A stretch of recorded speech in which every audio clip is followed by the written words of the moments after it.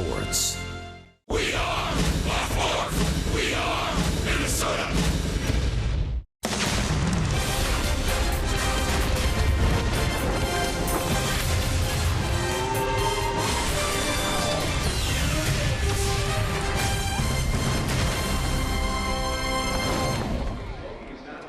The Twins had a great week on the road, going 5-2 through Cleveland and Tampa Bay. And now they're hoping to bring the momentum to Minnesota, opening up a 4-game series tonight against Houston.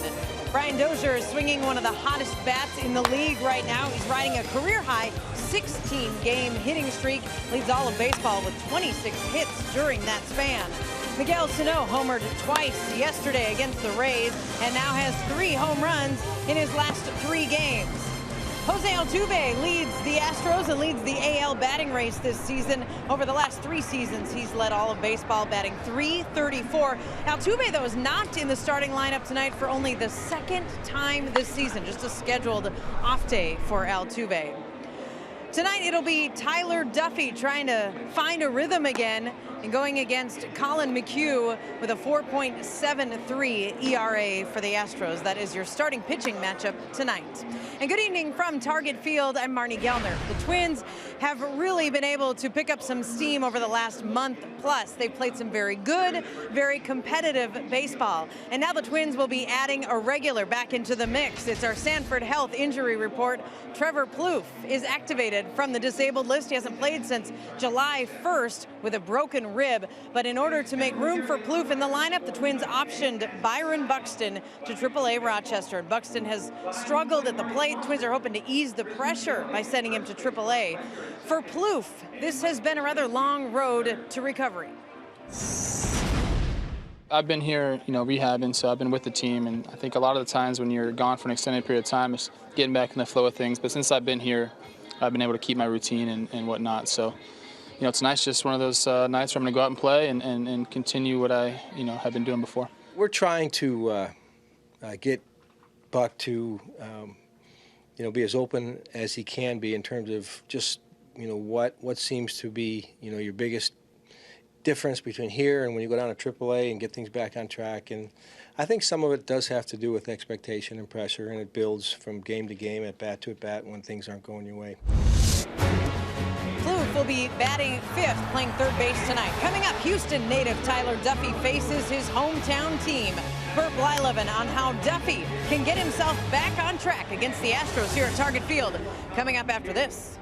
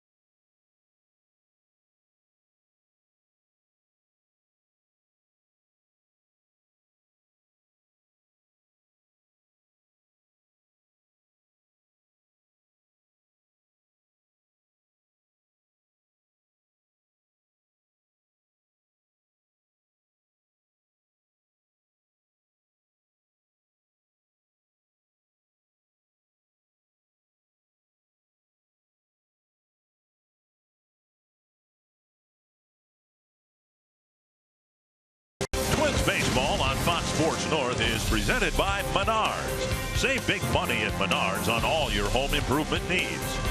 By Chrysler. Enjoy your summer in style with great deals at the Chrysler Summer Clearance event.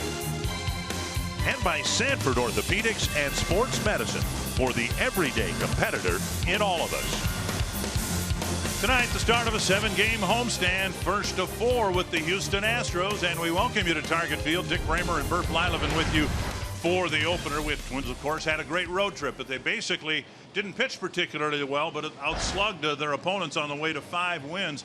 And so now the hope is that they can get things turned around in the pitching department. Well, here tonight it'll be Tyler Duffy. And Tyler Duffy, you know, people are probably tired of hearing me say you have to trust your fastball. You have to throw that ball over the plate and be more consistent. So he needs to. He's coming off 3 very poor starts, 9 2/3 innings. He's allowed 25 hits. He's got to stay on top of that curveball. We've seen that curveball flatten out. You keep that left shoulder in, hopefully he can get over the ball. And then we have seen time to time, he kind of wears his emotions on his sleeves out there. And that's the last thing you want to do is show the opposing team that you're frustrated on that mound.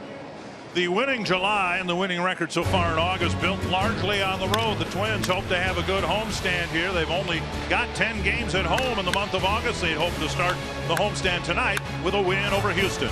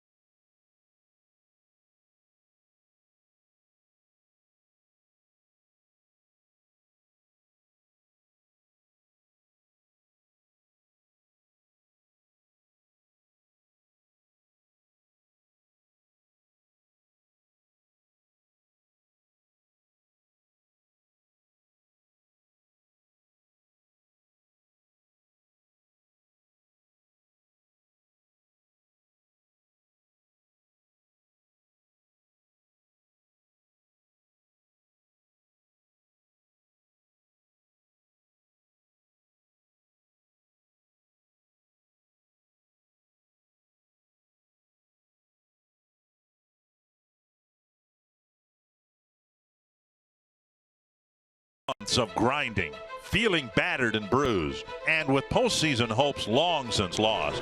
What we've seen from the Minnesota Twins over the past month is a reminder of why we love baseball. We've seen play after play after play after play, and perhaps we saw something we've never seen before. So skies went straight up in the air. It hit the ceiling, and Longoria stays with it out number 2. Or something we may never see again, for that matter. He has 3 tonight. Max Kepler with his 3rd home run, and the rookie is having himself quite a night. On picture-perfect nights, we've seen young kids and old kids, first foul balls. We've even seen that guy. We've also seen one of baseball's youngest teams show flashes of the greatness many hope lasts for years to come. In just 26 home games, it all comes to a close. So here's to having some fun at the old ballpark the rest of the way. And if we don't have fun tonight, it won't be because of the weather. Well done. Well done. That was Chris Withers doing that, and we are very happy that you're joining us for Twins baseball here tonight. Tonight's Toyota Key Stat. The Twins have one of the best records in baseball since July 2nd. And we are underway here with Tony Kemp leading things off, and Duffy starts him with a strike.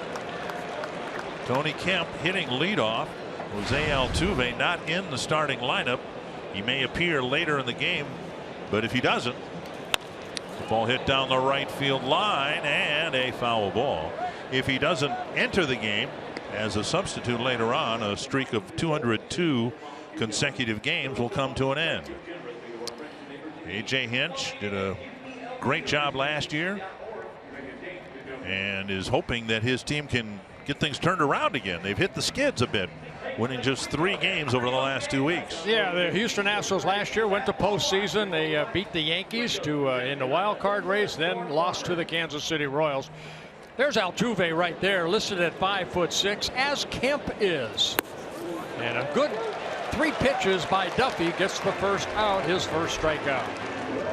Menard's batting order for the Astros, minus the league's best hitter. Kemp, then Alex Bregman, George Springer, Carlos Correa, Evan Gattis, Marwin Gonzalez, A.J. Reed, Carlos Gomez, and Jake Marisnick. I know I was born in Holland, but grew up in Southern California, and anytime I played the Angels, you were extra pumped. And Tyler Duffy's got to be pumped here.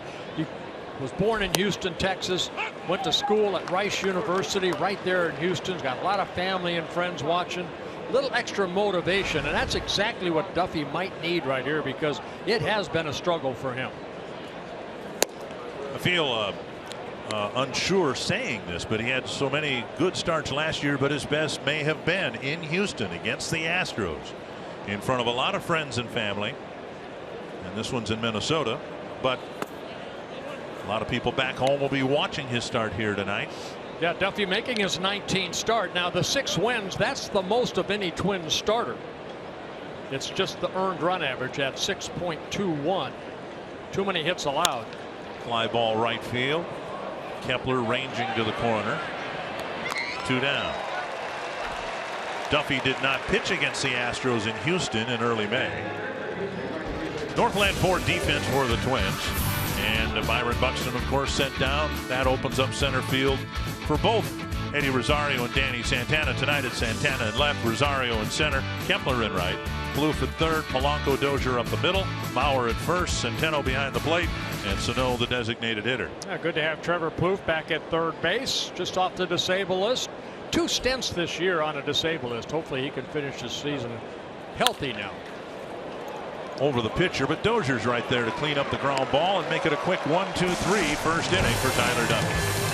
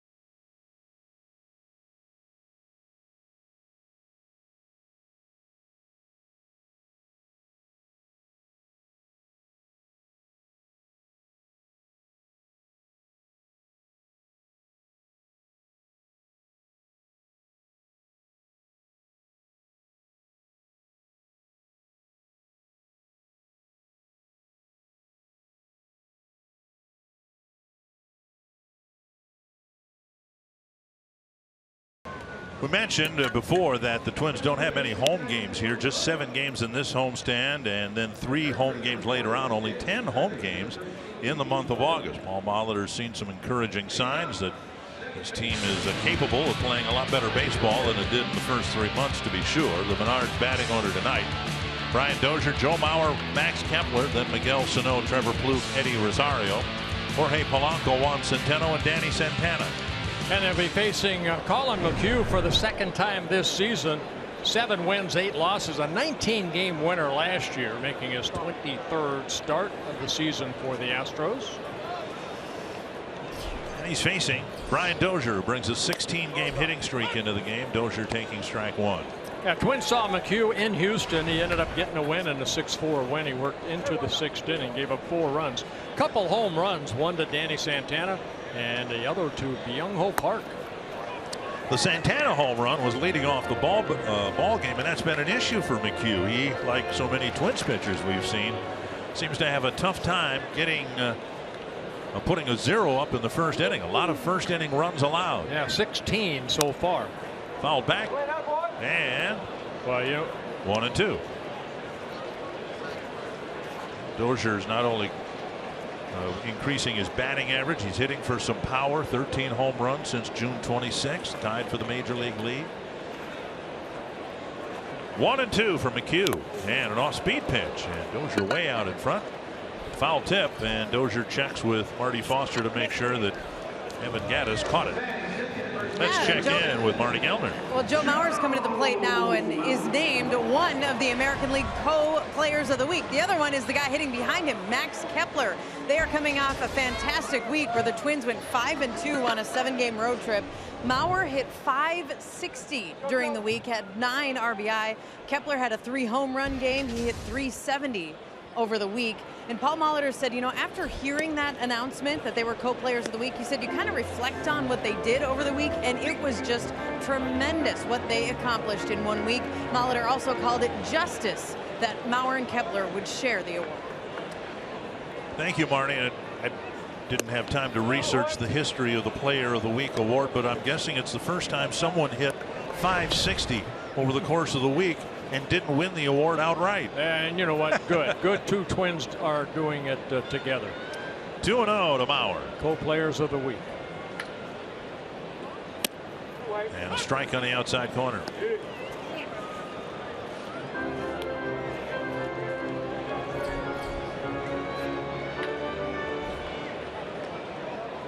Kepler's done a lot of damage as the 3rd place hitter for the Twins.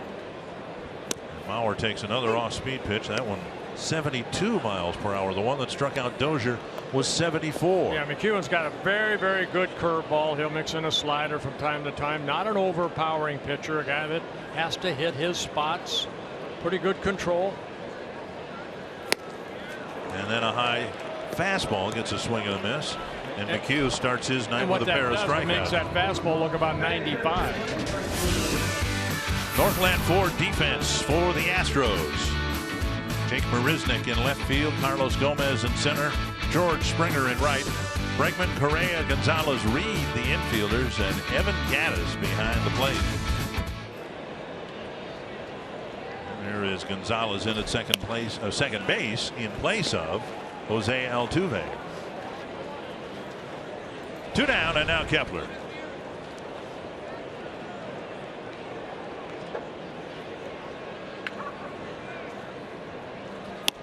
Outside, 2-0.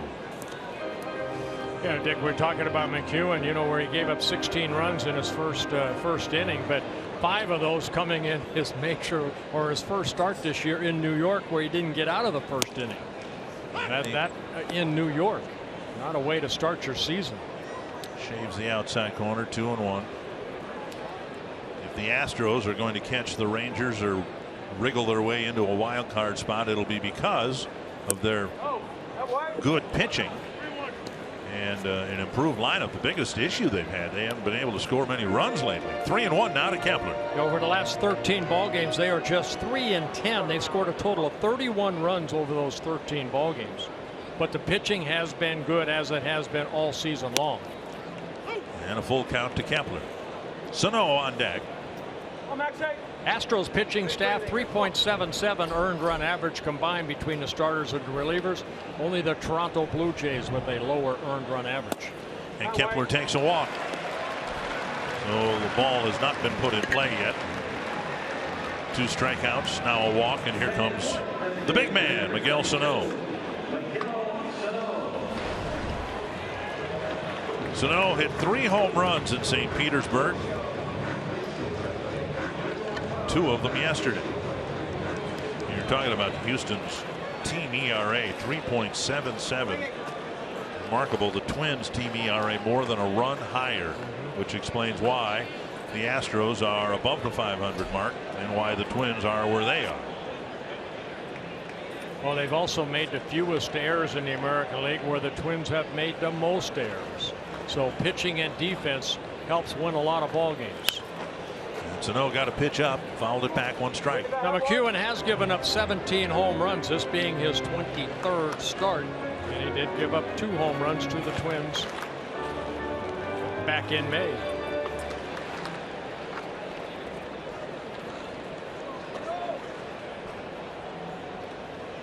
Slow breaking ball, 72 again, and he dropped it over the inside corner.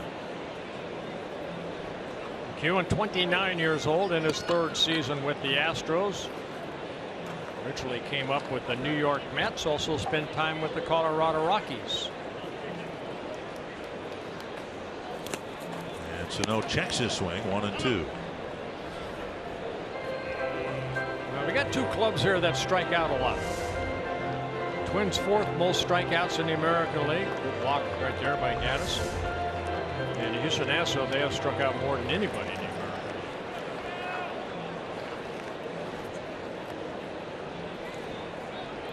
League. 1-2 to Sano. And he went after a 73-mile-per-hour breaking ball. And McHugh strikes out 3 in the first.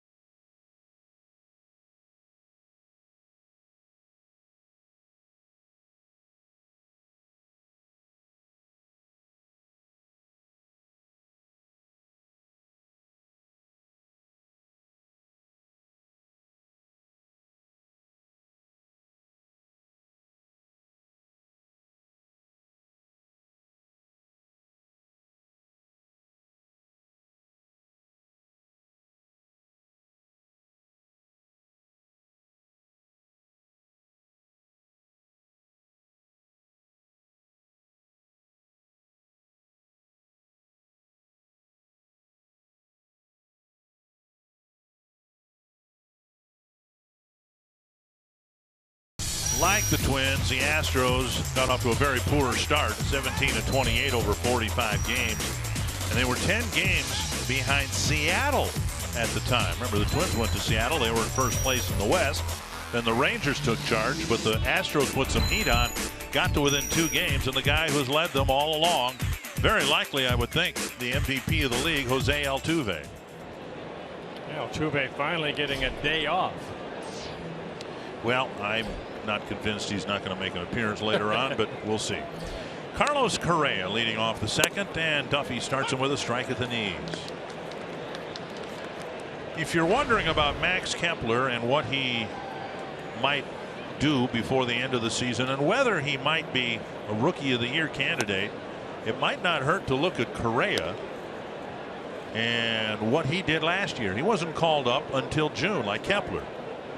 And the numbers by season's end might look awfully similar. Last year, Correa won the Rookie of the Year award with 22 home runs, even though he didn't play in the first 2 months. And Kepler's on a similar pace. Kepler's got 15. Kepler's got 49 runs batted in. Last year, Correa had 68. Correa hit 279, and with a little imagination, you could imagine Kepler's batting average getting there by season end. Played in 99 ball games, getting called up on June 8th, as you mentioned. 2-2 to Correa, and now a full count with Gattis on deck. Quick first inning, only 8 pitches needed for Tyler Duffy. Correa just 21 years old. Be 22 the end of September. Chopped to the right side. Easy play for Dozier. 1 down. It's a club, Houston. I mentioned only 31 runs scored over the last 13 ball games, but they're also hitting only 242. We just left Tampa. They have the lowest team batting average, and Houston just above them. And you have that guy in the lineup. Remember, in the first 2 months of the year, the Twins had some very strikeout-prone players, and they appeared to be heading for a record in strikeouts among position players. The Twins still strike out a lot, too much. 946 strikeouts coming into the game, but the Astros have struck out 1,025 times.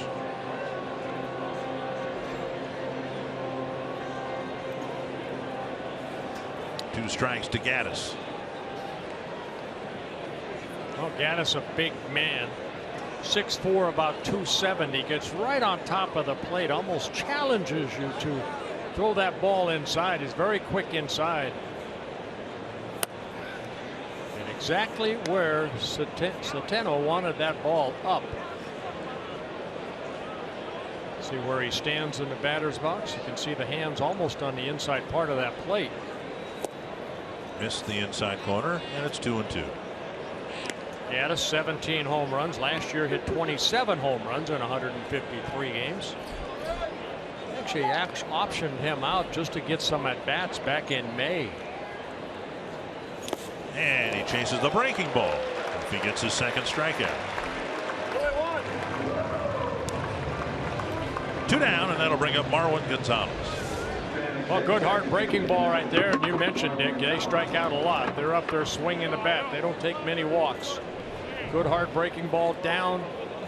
Centeno doing a good job of keeping it in front of him.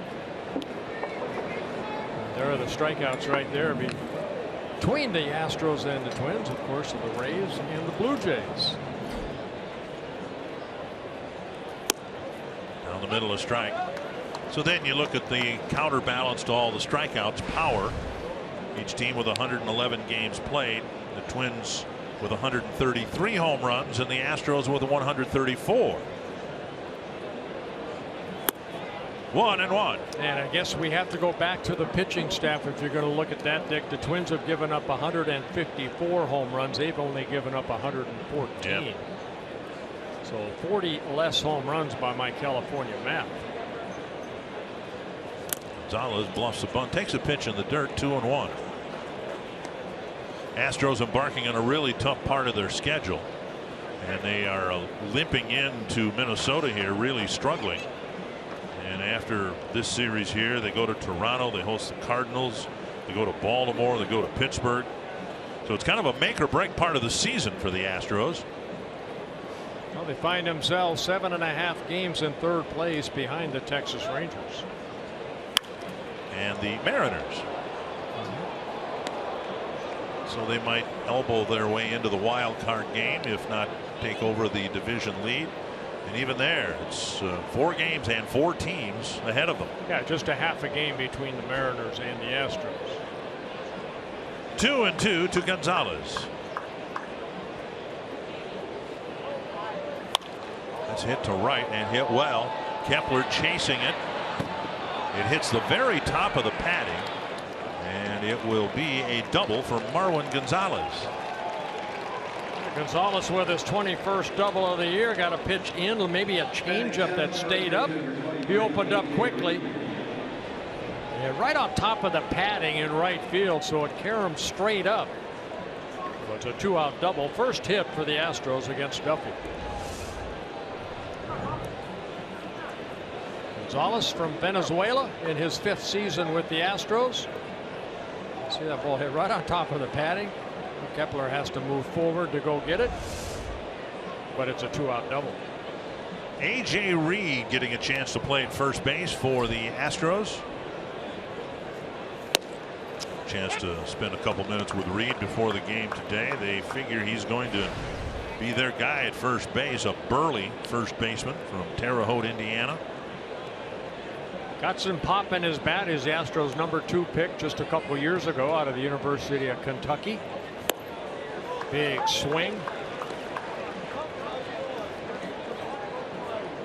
3 minor league seasons. He's hit 61 home runs.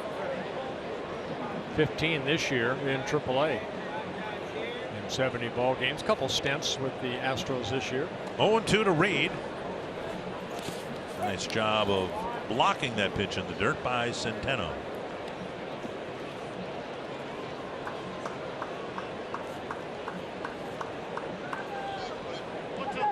Reed just 23 years old.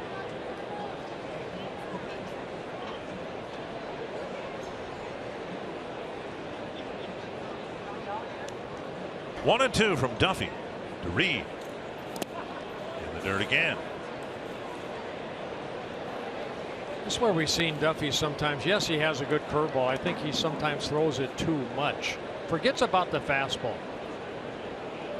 First inning, he came right at the first 3 hitters. Well, 8 pitches, 3 outs. Here, you get into trouble, start nitpicking a little bit. Now fastball sails outside.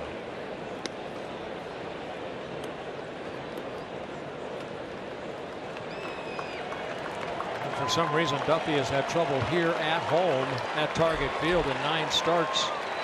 An ERA at 7.96.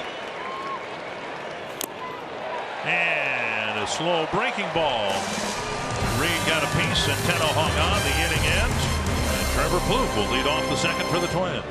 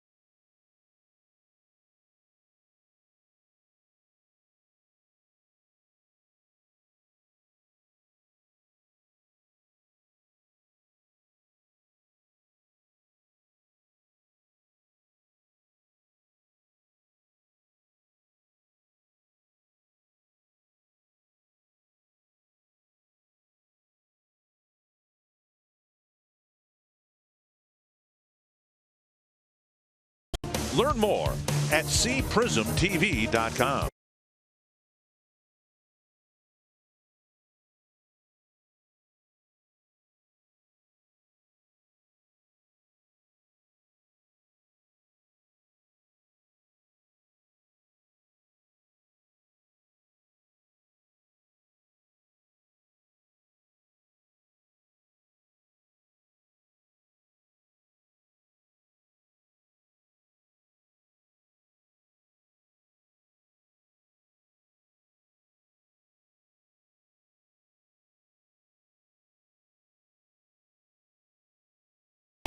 Fox Sports North is presented by CenturyLink. Switch to CenturyLink Prism TV for an advanced TV experience. Learn more at cprismtv.com. Beautiful night here at Target Field. Great weather to get the homestand started. To the 5-2 road trip. And they welcome back Trevor Plouffe to the lineup. He'll be followed by Eddie Rosario and Jorge Polanco. Yeah, Trevor missing 32 ball games, put on a disabled list with a fractured left rib back on July 4th. Second time he's been on disabled list. Remember earlier in the year he had that right intercostal strain. First pitch shot into right field, a base hit. Only one infielder on that side. Astros have their reasons for doing things, but of all the Twins hitters, I don't think there's anyone more accomplished at hitting the ball to the right side now that Eduardo Nunez is gone than Trevor Plouffe. Yeah, Reed, the first baseman, was playing off the bag. Trevor, inside out swing, picks up that first hit in his first at bat since coming off the DL. Got past Reed very quickly into right field. Now Eddie Rosario, a chance now to play center field in Byron Buxton's absence. And he serves one to left field, and a running catch by Marisnick. And the Twins trying to ambush Colin McHugh with a couple of first balls put in play, a single to right, and Rosario nearly drilled a base hit to the left field corner. You know, one thing that the Astros have, they have a very good outfield. Marisnick has not made an error. Gomez in center, no errors. Springer only one. Marisnick got a very good jump right there on that line drive. Good concentration, open glove, right in the middle. Nice catch. Marisnick out there because Colby Rasmus is going to be out for a while with a cyst in an inner ear problem. And there's a first pitch strike taken by Jorge Polanco. All of this maneuvering by the Twins will, one would think, give Polanco a chance to prove that he can play shortstop. He's in there again today as the shortstop. Twins have one of the hottest hitters in the league at second base, and Brian Dozier. You want to leave that alone. They've got Sano and Plouffe, who will try to, man third base for a while. And the Twins want to see Polanco play, and the only position left for him to play under those conditions is shortstop. A utility player, he can play short. He's been swinging a hot bat, so that's also says the reason why Paul Molitor has him at short, because he is swinging a good bat, especially from the left side of the plate. Hitting .318. Paul ranking Polanco's infield positions in order of preference: second base, third base, and short. Takes a pitch in the dirt. It's 2-2.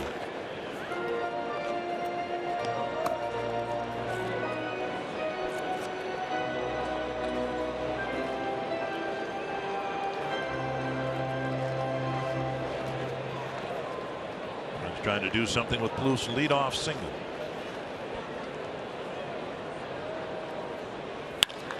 Line right to the shortstop. Three well hit balls here in the inning, and McHugh can thank the infield shift that put Correa right behind the second base bag, and a fine play by Marisnick. Well, Polanco hitting it right on the button, but you see Correa right there leaping and making the second out catch. Yeah, the Twins handled McHugh pretty well, I thought, in Houston. The first pitch home run, or first at-bat home run by Danny Santana. So that was the game that Alex Meyer started for the Twins, his first major league start. Meyer never got out of the third inning, and the Astros took a lead. It was a disappointing start, certainly, for Meyer, but they had some good at-bats against McHugh. And really handled Dallas Keuchel well the night before. Well, you can kind of see how he pitched in that first inning, and so far this inning he'll go that change up, the big slow curveball. He'll add and subtract with that, and then like the fastball that struck out Mauer might be 91-92, but it looks a lot quicker because of all the slow stuff. Centeno hits a line drive.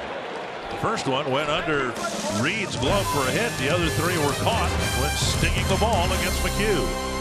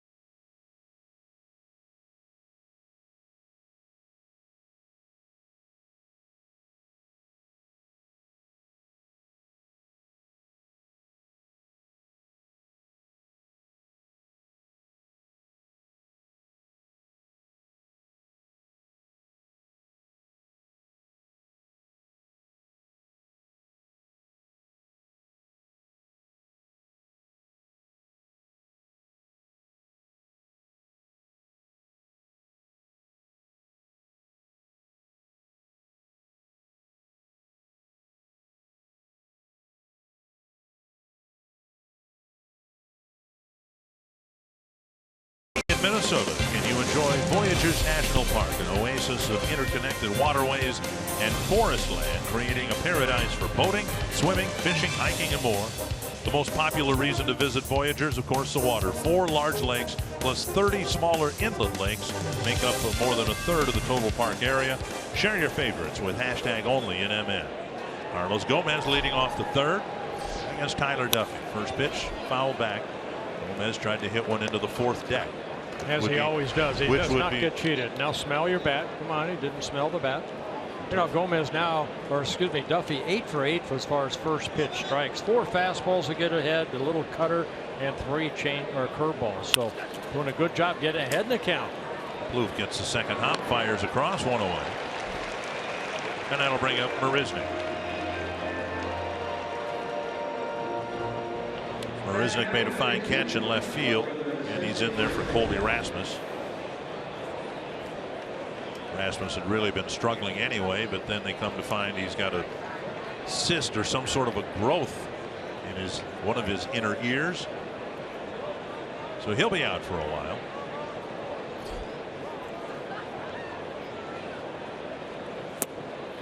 A little bit low, ball 1. Yeah, Marisnick, 25 years old, came over from the Toronto Blue Jay, where he signed with the Blue Jays, came over from the Marlins in 2014. That's at the knees. Duffy grew up in Houston, high school ball there, college ball at Rice University in Houston. Chopper up the middle, and Polanco fires off balance in time. Nice play. What concern there is about Polanco is about his arm strength, but he whipped that ball to Mauer in a hurry. And he had to go quite a long way to get it. He was shading maybe Marisnick a little bit toward that third base line. So the ball hit up the middle. And he got it in the glove right there. Sets and throws quickly over to Mauer. Marisnick gets down that line pretty quickly. Saw how low that ball was, and then get off that right leg, put something on it. And now Kemp, who struck out on 3 pitches, takes ball 1. Kemp just called up for yesterday's game, went 3 for 3. And now Polanco will charge. In a hurry. And he makes 2 good plays, 3 ground ball outs, and a 1-2-3 third for Tyler Duffy.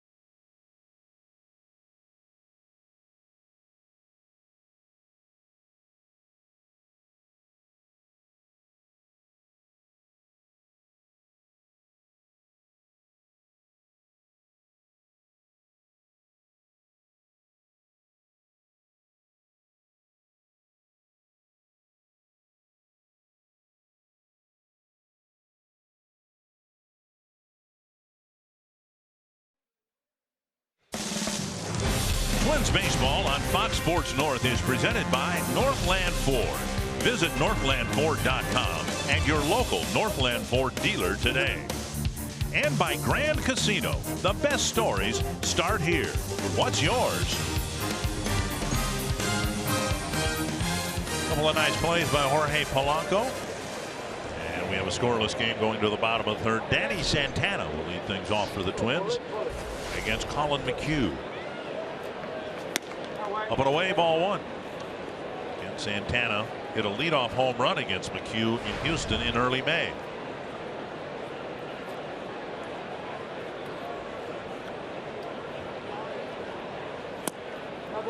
One and one. Santana, Dozier, and Mauer in the Twins' third.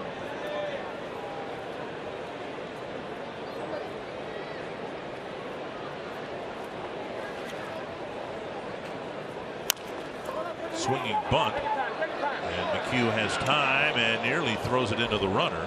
Santana retired, one down. You can bid now through this Saturday, August 13th, on the Twins Wives Organization's annual Favorite Things auction. You can bid on baskets of some of the Twins players' favorite things, including autographed items. All proceeds go to benefit children and families in need at Crescent Cove. Learn more at twinsbaseball.com/wives auction. One down on the third. Now Brian Dozier went down swinging his first time up. Slow breaking ball, strike one. You know, players' wives always get involved in a lot of different charities. Good for them. They give back as their husbands do. Twins Community Fund does a great job. And Dozier getting a steady diet of off-speed stuff. 0-2.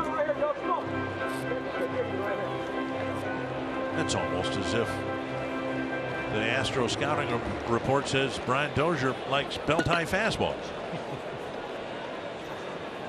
Three of them. Three breaking balls, and one might have been slower than the preceding one all the way through the at-bat. Two down. And strikeout number 4 for McHugh. Getting Dozier for the second time.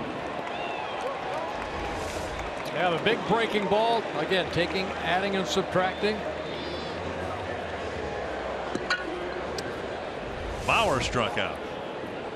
McHugh teased him with some off-speed stuff and then zipped a 91-mile-per-hour fastball belt high, and Mauer missed it.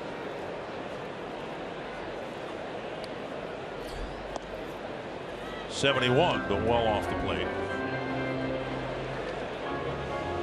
And McHugh making his 5th career start against the Twins. He's only pitched here once at Target Field back in 2014.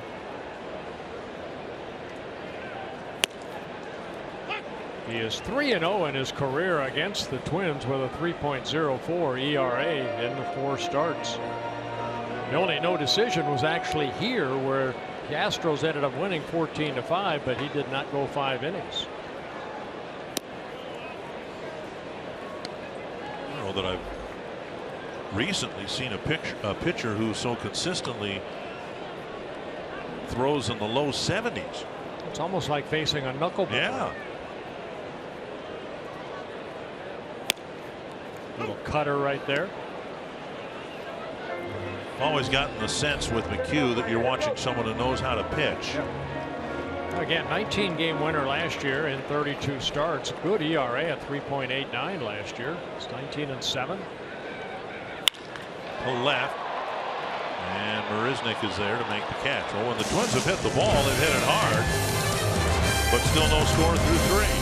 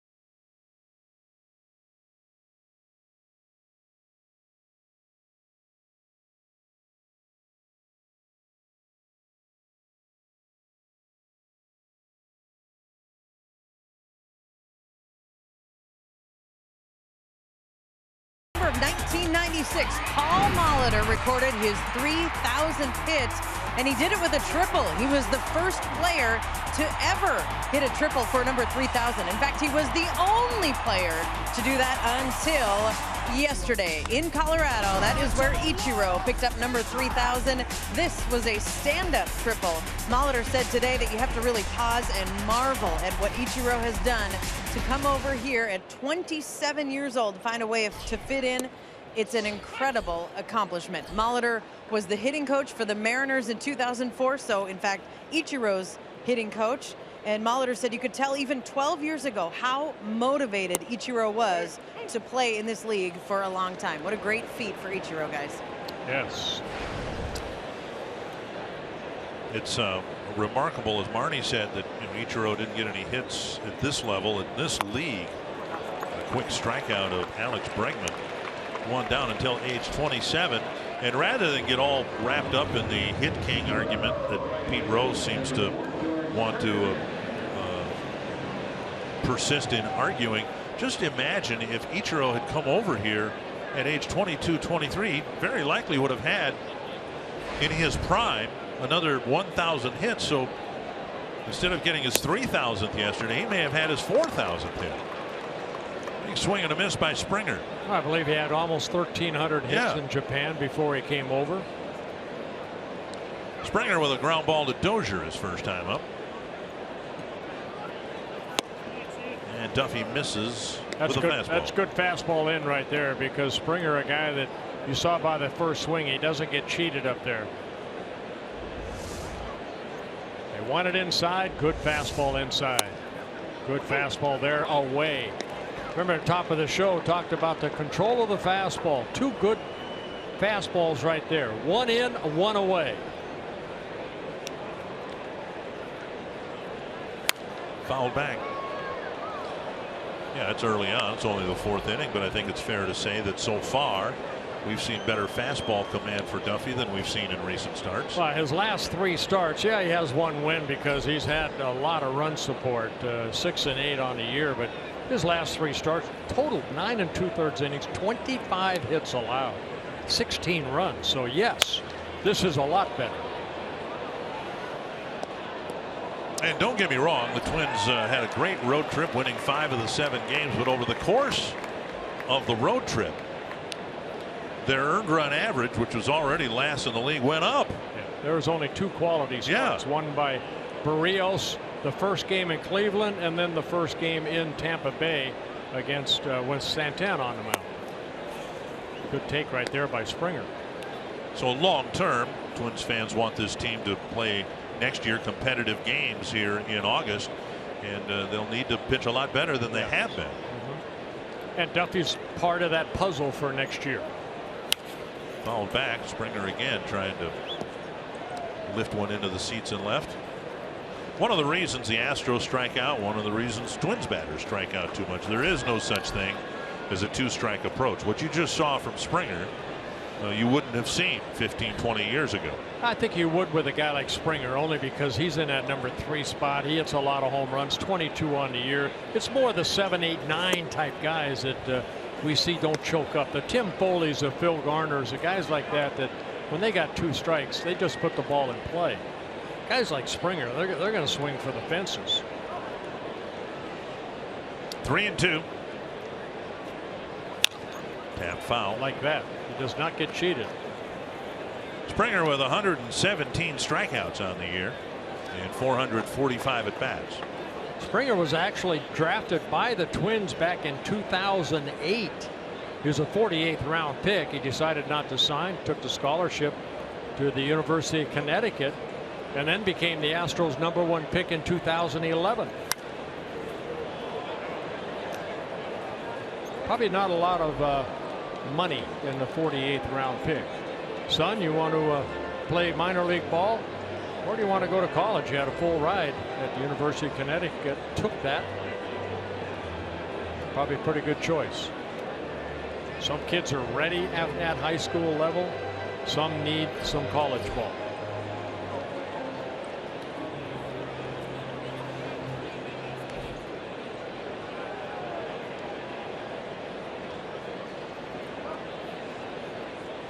3-2. Must be pitch number 11. Grounded to third. Plouffe has a play. 2 down. Both pitchers doing a good job the first 3 innings, keeping that pitch count under 40. Duffy had 27. McHugh has 39. So if you have a long at bat like that, hopefully, you know, that's not going to get to where it's in the 5th inning and you have 80 some pitches already. So 2 quick outs here, 1 long out by Springer, but 2 outs here in the 4th. And now Correa.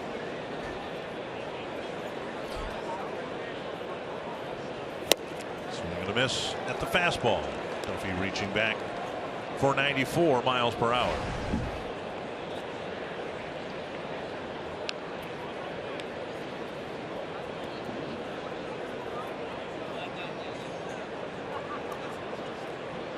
Correa, good size for a shortstop, 6'4", about 215.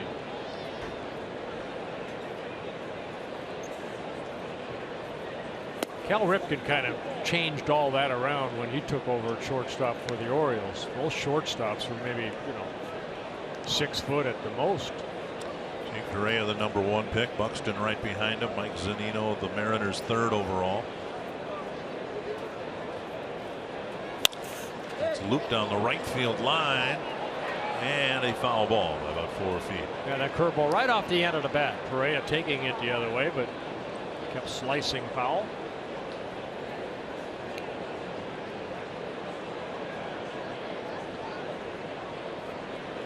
Duffy's done well here. He might be on the verge of wrapping up the 4th inning with just over 50 pitches. Gaddis on deck.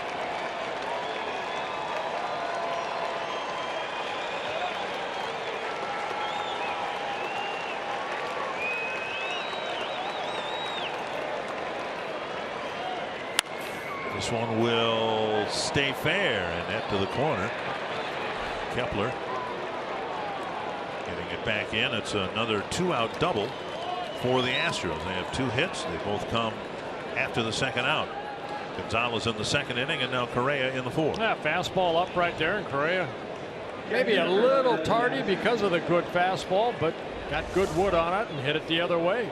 Fox Tracks presented by Chrysler. It's exactly where Centeno wanted that ball. You see where his glove is, but Correa's bat got in the way.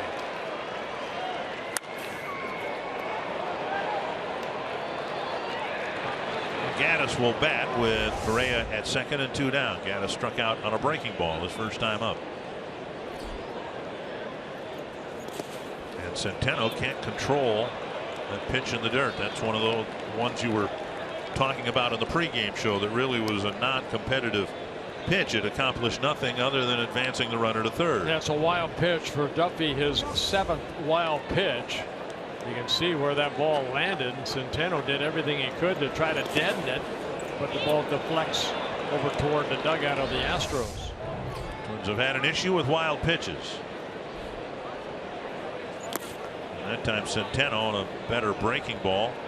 Still no swing by Gaddis, but Centeno was able to scoop it 2-0. Remember Gaddis's first at bat, he threw him a lot of fastballs and struck him out on the curveball, but 2 straight breaking balls. That's where I see Duffy again. When he gets into trouble, he relies on that curveball over that pitch right there. Now he's fallen behind 3-0. Marwin Gonzalez on deck, couple bases open. Very careful here. Hasn't walked anybody, hasn't had many 3-ball counts. And they went after him, and that foul tip got Centeno. Yikes.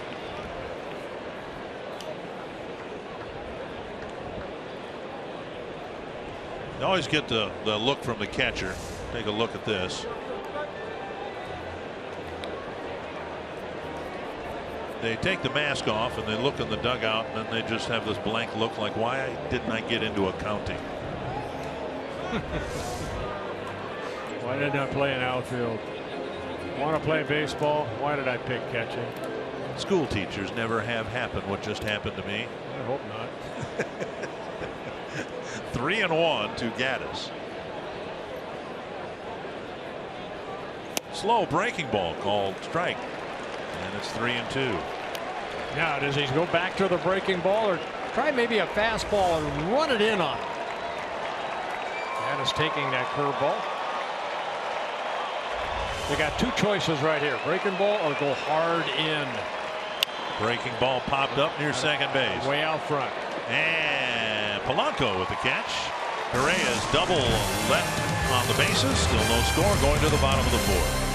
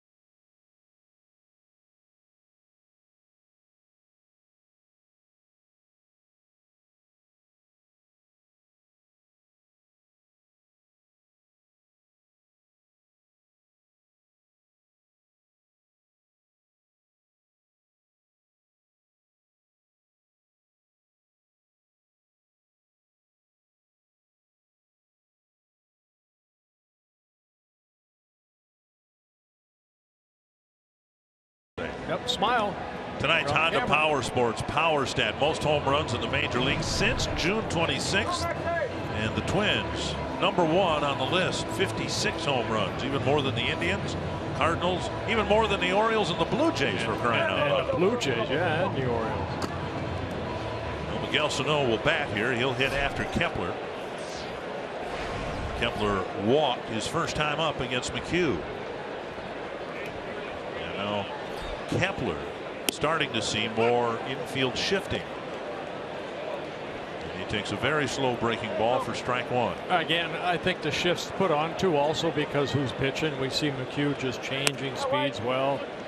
We'll kind of show that fastball, kind of like knuckleballer would with, you know, a fastball, just kind of tease him and then go back to his out pitch. And so far that's been a breaking ball. Ball chop. McHugh leaps in the air. He thinks he's a shortstop. One down. Nice play. Well, you're looking at the best athlete on the field. My goodness. A very, very nice play by the pitcher, McHugh. If this ball gets by him, if he cannot get it, I don't know if anybody could. Might have been an infield base hit, but McHugh reaching out, planting the foot, off balance throw, right on the mark over to Reed. Best athletes on the team, just generally, you're saying, right? That was a very athletic teasing, play. all right. When we go to New York, I want to see Bartolo Colon try that. Strike one. Well, you might try it once, might not get up. Sano went down swinging his first time up.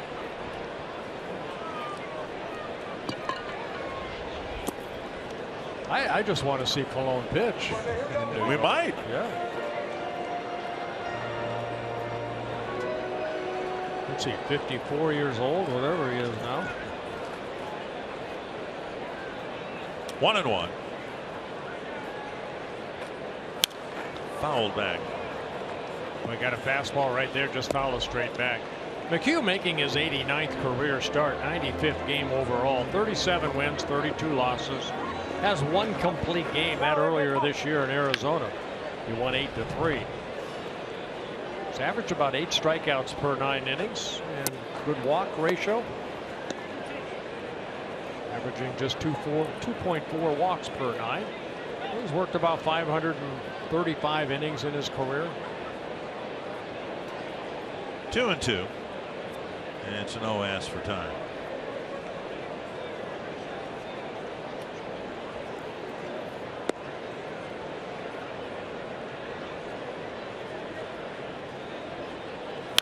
Foul back. I know what you were saying before regarding Springer, but I think the Twins would like to see Sano, who's strong enough to hit the ball to right field, have a little bit better two-strike approach.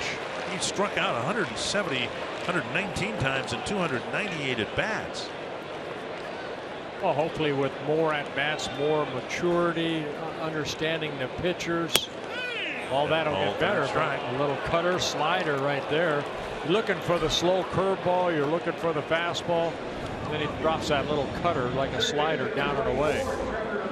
Strikeout number 5 for McHugh. Perfect pitch.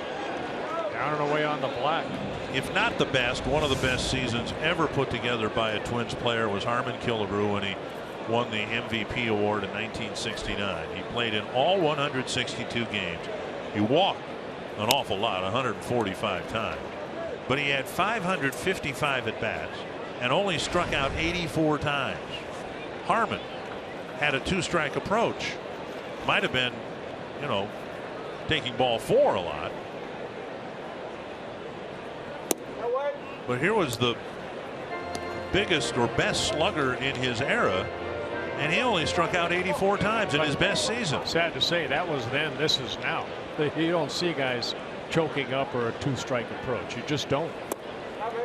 Harmon, when I worked with him, would always say there used to be a stigma attached to striking out 100 times, and now guys blow by that by the end of July.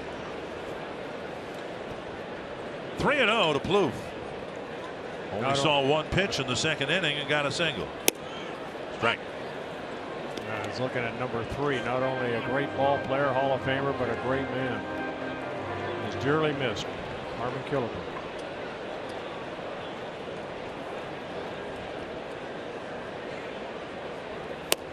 And strike 2. Boy, just painting the corner now. A lot of slow breaking balls in the first 3 innings. Now he's starting to mix in some other pitches. That cutter is working nicely for him right now. Another slider cutter. Wow. And the same pitch that called Sano out, and Plouffe doesn't agree with it. And there's some chirping from the Twins dugout. Marty Foster getting at least one earful. That's almost the exact pitch that struck out Sano. It's a 1-2-3-4.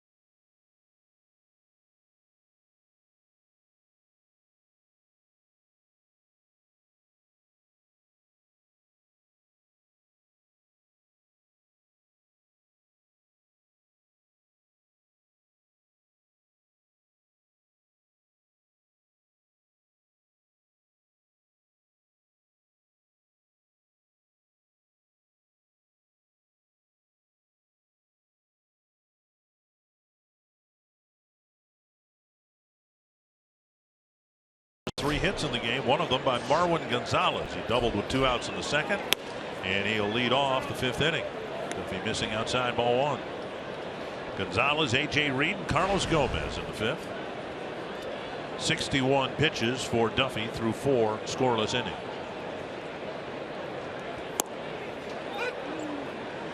Now Gonzalez doesn't like Marty Foster's strike zone. Hey, if you're hitting your spot, that's how you make that plate expand. I think we saw it with McHugh. You know, I mean, you hit the glove. A good pitch right there. Huh? Oh, right there. It's a good pitch. It wasn't a strike, but it was a good pitch. It was a real good pitch. Big swing and a miss, 1 and 2. Good sweeping breaking ball there.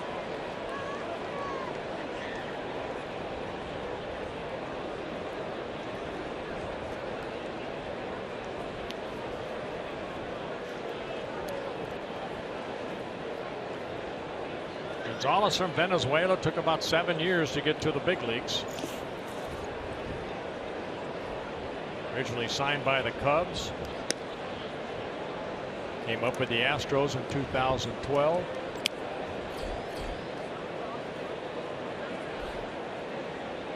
Two and 2.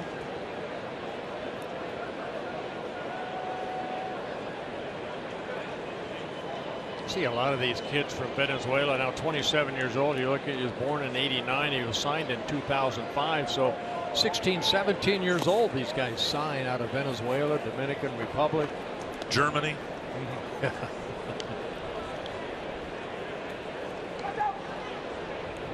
Very, very young, but getting the opportunity to play some professional baseball. 3 and 2 to the leadoff man in the 5th. And an off-speed pitch might have been the straight change. 1 down, and let's go to Marty Gelder. Guys, we are inside the Minnesota Lottery Winner's Circle, and we have $100 worth of scratch-off tickets for Julie from Caledonia, who would like a circle for herself and Bert. From Bert, tell us about this photo here, Julie. Hey, Bert, this was you and I in the early 80s. We're at one of the winter caravan tours in La Crosse, Wisconsin. We were at a hotel. But we that's a surprise. Winter caravan tour. You're nice enough to let me have my picture taken with you, and my dad was right on the other side of me, so everything was under control. Good. Remember what the two of you talked about? We talked about Tim Laudner, because he was there also, and we talked about what a great Twins fan my dad has been his whole life. He turned me into a great Twins fan too. Well, thank you so much. Congratulations, Julie. Dick and Bert, her exact quote to me was, Bert was pretty hot stuff back then. Well, yeah, back then. No, I heard from Julie a while back ago that she was going to be at this game. So, Julie, love you, man. Hey, what happened up here? Now it's changed colors over the years. Yes, it has. It's gray. I'm getting ready for Santa Claus. Well, 2 down in the 5th inning, and now Carlos Gomez taking ball 1. If I remember, I saw your facial hair come out during the winter, and didn't see a lot of darkness in that one either. How many years have we worked together? This would be, what, 22? Yeah, there you go. There you go. If we've done nothing else, we've turned each other's hair gray. Oh, Santa Claus is here. Your job is taken already. Oh. Santa's twin. 1 and 1. 1 and 2. Snuck that ball right by him. Gomez, of course, in a Twins uniform, 2008 and 2009. 2 and 2. He went to the Brewers and became a 2-time All-Star for the Brewers in 2013 and 14. In his second season with the Astros, getting traded over last year to Houston. And Gomez waves at strike 3. A quicker inning for the 5th, for Tyler Duffy in the 5th with a couple of strikeouts. We've had a lot of good defense here. Even the pitchers have contributed to some fine defense.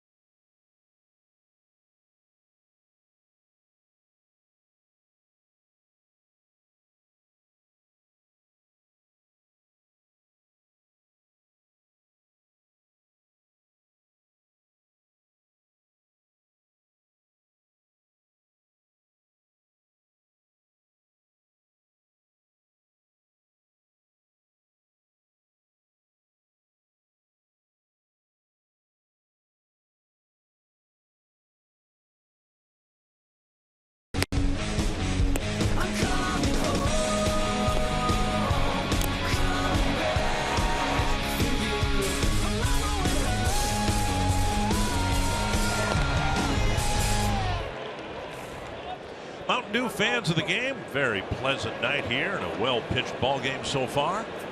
It's opening up a 7-game homestand. Eddie Rosario leading things off, taking outside, ball 1. Rosario lined out to Marisnick, who made a nice play. You might have just seen it there on our little clip coming out of the break. 2-0.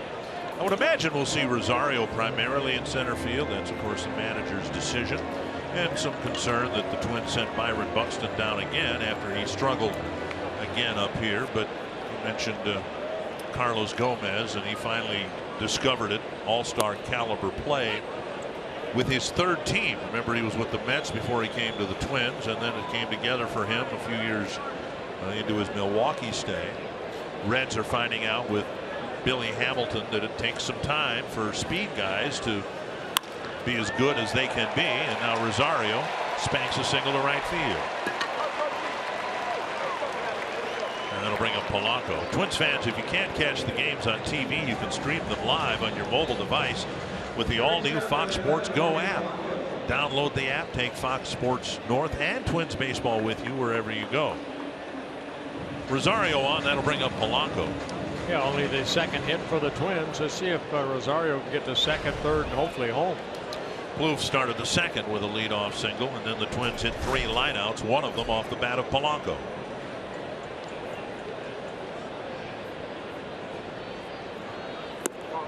You know, as a fan, we'd all like it if every prospect the Twins had in this case were like Mike Trout or Ken Griffey Jr. They come up and they immediately figure it out and all that, but more often than not, it takes time and demotions. And when Torrey was here last year, we had to remind everybody about his background.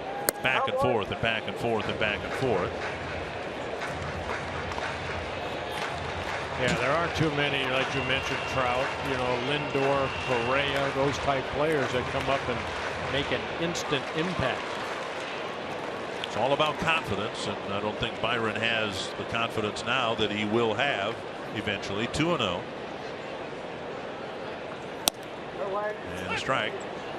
The other way to look at it, of course, is, well, he'll develop his confidence quicker up here, just playing every day and getting the at-bats needed. But the Twins are in position where they want to win, and they've got other outfielders that have been more productive than Byron, including Rosario, and he had to go down. Rosario goes, the ball line to center field, and that is down for a hit, and by Gomez in center. Rosario will score. Polanco to 3rd. An RBI triple, and the Twins take the lead.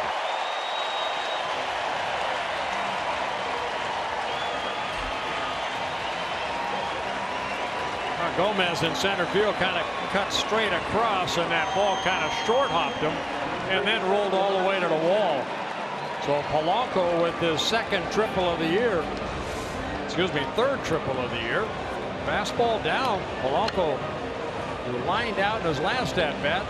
See Gomez kind of getting caught in between. There was a time when we used to see Gomez dive for those and make the catch. That ball skipped by him. Infield in now for Centeno.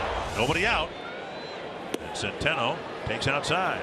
Polanco picking up his 11th run batted in, and the Twins hit their 29th triple of the year.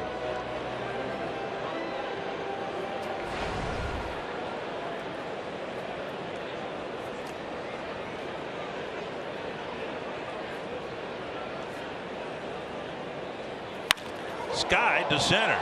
Gomez started in, and now he's got to go back. He's lost it, and it's back by the warning track. Centeno rounds 3rd, and he'll be held there. It is a tricky time here. It's getting into the twilight time of the evening, but Gomez misjudged that ball by 75 feet.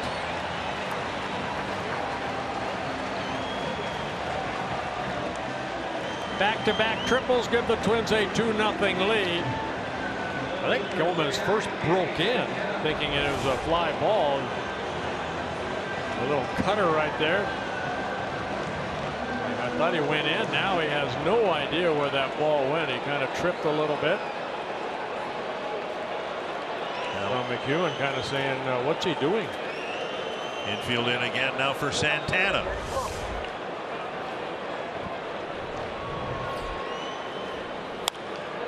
Just foul. And Chris Guccione stared at it for a while. It got to him so quick he had to figure out what it was he just saw. Yeah, that triple by Centeno, his first major league triple. Fair and then foul.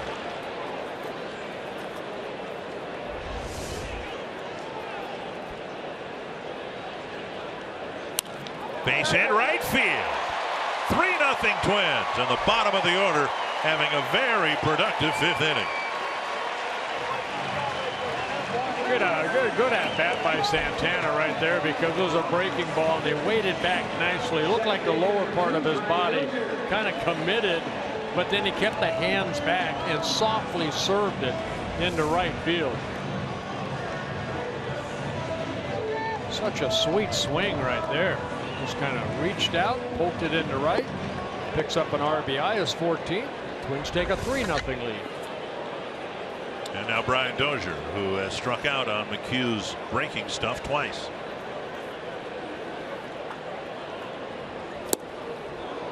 Cutter, swing and a miss, 1 strike. Well, Polanco's ball, they rule it an error on Gomez, so it'll be a single for Polanco rather than a triple. Okay. For Gomez, that's his first error of the year. I don't think I agree with that. No, me neither. Driven to right center field, chased by Springer, leaps and makes the catch. Another line drive out.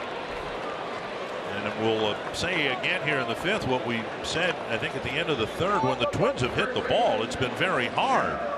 Dozier with a liner to right for the first out of the inning. Carsoup.com trivia: who are the 4 Twins players to win American League Player of the Week twice in a season? And you're looking at one of them. Right. Joe was a Player of the Week earlier this year.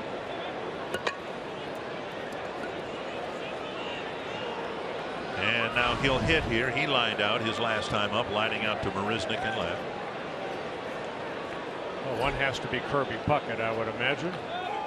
No Santana. The pitch is on the outside corner, and Santana's out at second. Paul Molitor's going to take a look at that. If it is not challenged and overturned, it'll be the 9th time in 21 tries that Santana's been thrown out. He got a pretty good jump right there. Gaddis's throw right on the mark. Quick tag by Correa. Let's see if he gets that left hand on the bag. Yep. Nope, got him. Great throw. So now 2 down. Base is empty, and Bauer taking a strike. I think it was a fastball, wasn't it? So you guess that the guy's going to throw more slop up there, and then he zips a fastball. Bauer takes it, and now a base hit to left. So again, everything the Twins are hitting, with the exception of a couple of numbers to the pitcher, have been hit right on the barrel. Yeah, second time around for the bottom part of the lineup. Now the top of the lineup hitting the ball hard. So Bauer picking up his first hit. Kepler hit one off the end of the bat, and McHugh made a nice play to throw him out in the 4th. 5th hit of the inning for the Twins.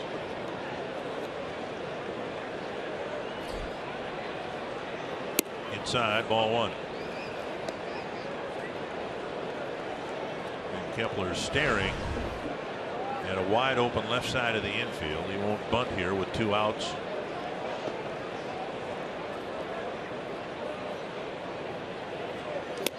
Taking a strike, 1-1.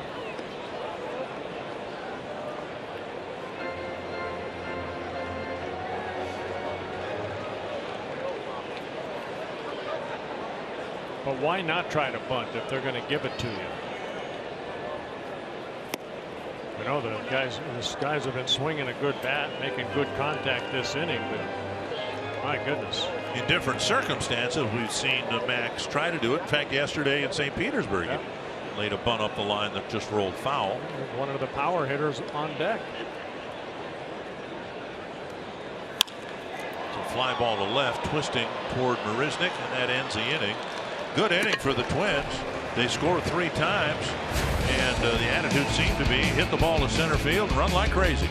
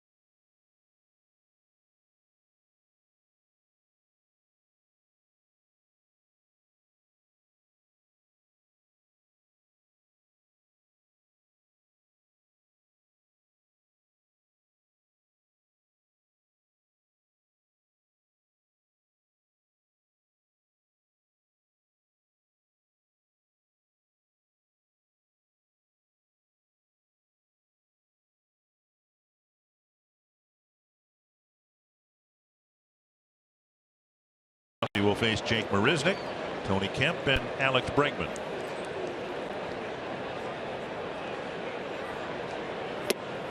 Strike one.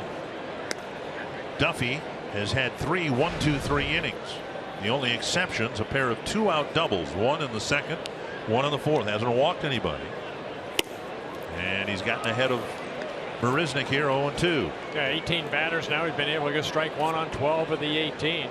Did not get ahead of anybody last inning, but able to get ahead of a 1-2-3 inning.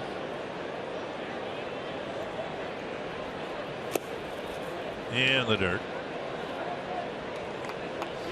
Duffy with 6 strikeouts in the ball game, no walks, just to 2 hits.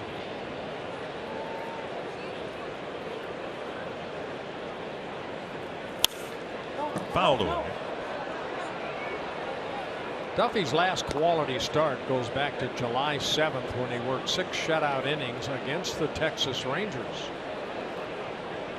On his 5th game, Twins ended up winning that ball game 10-1.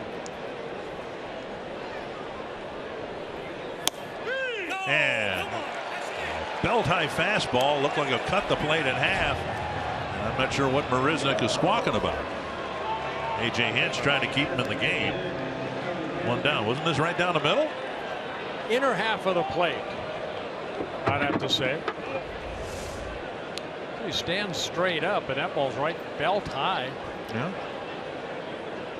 Good pitch. He doesn't like it. Here's Kemp.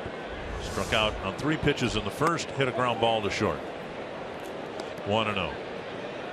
They list Tony Kemp at 5'6", about 165 pounds. Has always hit in the minor leagues.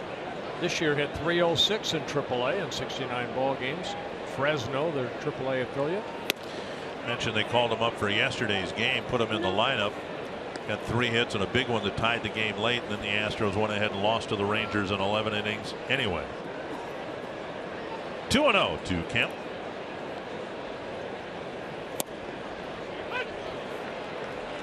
Two and one.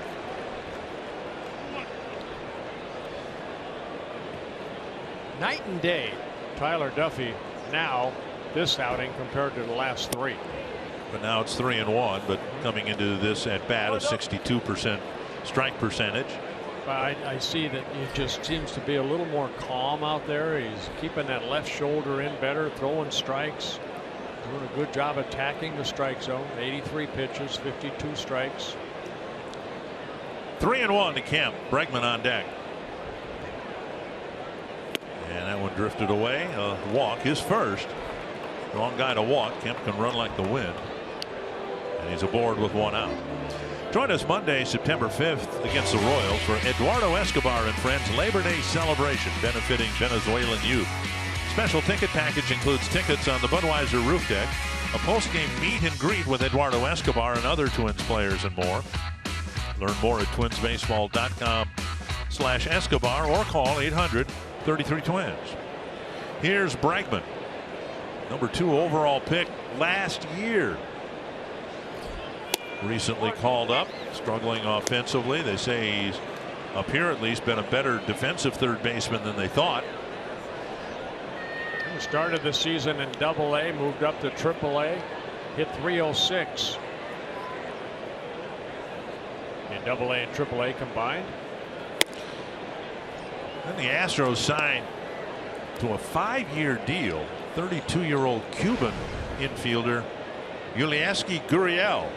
And they are advancing him very quickly through their minor league system, and they figure eventually he'll be the third baseman and they'll move Bregman someplace else. Over for a strike, 1-2.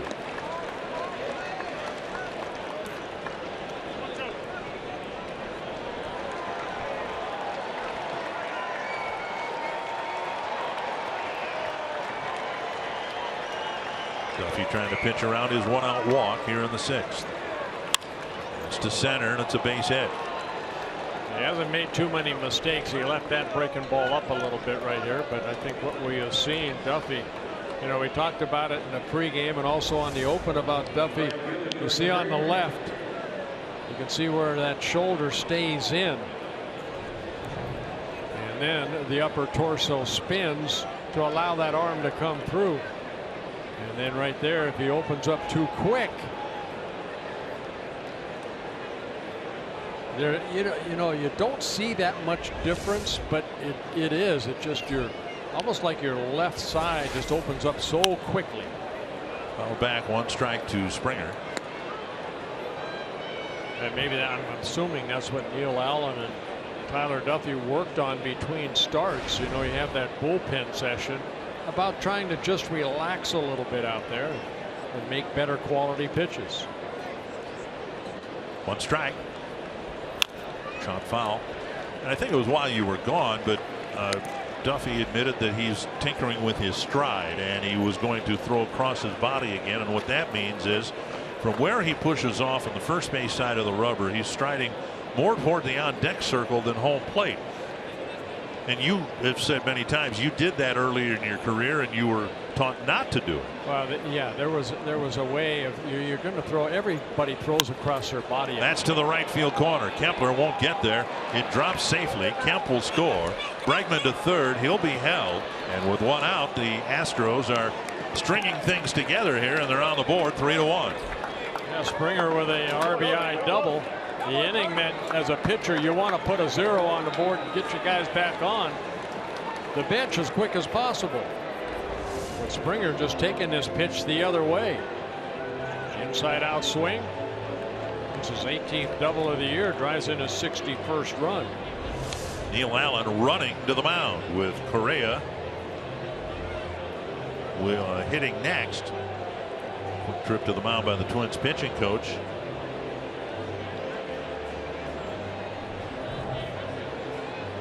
Baseball is trying to speed up the game. When a pitching coach goes out there, they have 30 seconds to say their piece. Michael Tonkin and Buddy Boucher are starting to loosen up. One of the problems, because he's pitched so poorly, Duffy's pitch count has been held down. 83 pitches in his last start, 55 pitches in the start before that, 55 pitches in the start before that. So 91 pitches here, and it doesn't sound like much, but the Astros having better at bats here against him. 3rd time through the order. Here's Correa.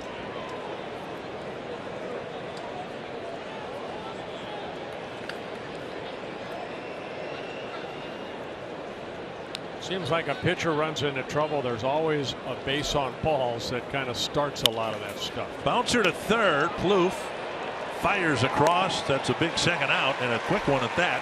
And now Gaddis will hit. That's a big out right there to a guy that is leading the Astros in runs batted in. And now if Duffy can get Gaddis and give up just 1 run over 6, we might see the game turned over to the bullpen. Again, that was a very good trip by Neil Allen. Whatever he said, 1 pitch later. He can't go out again before the Gaddis at bat, can he? But he can yell. Gaddis with a strikeout and a pop to short. Strike called. Gaddis with some words of acknowledgement from or with Marty Foster. We're saying, hey, give my guy that breaking ball too, but I think Marty Foster has had a generous strike zone for both pitchers. There's a good fastball in. Again, Gaddis, a guy that's right on top of the plate. Now, last time up, Duffy threw him a 3-2 breaking ball that he popped up to Polanco at short. Now ahead in the count. Got him. Great job by Duffy, keeping the damage to a minimum. The Astros got 1 but left 2 men in scoring position, and Miguel Sano will start the 6th for the Twins.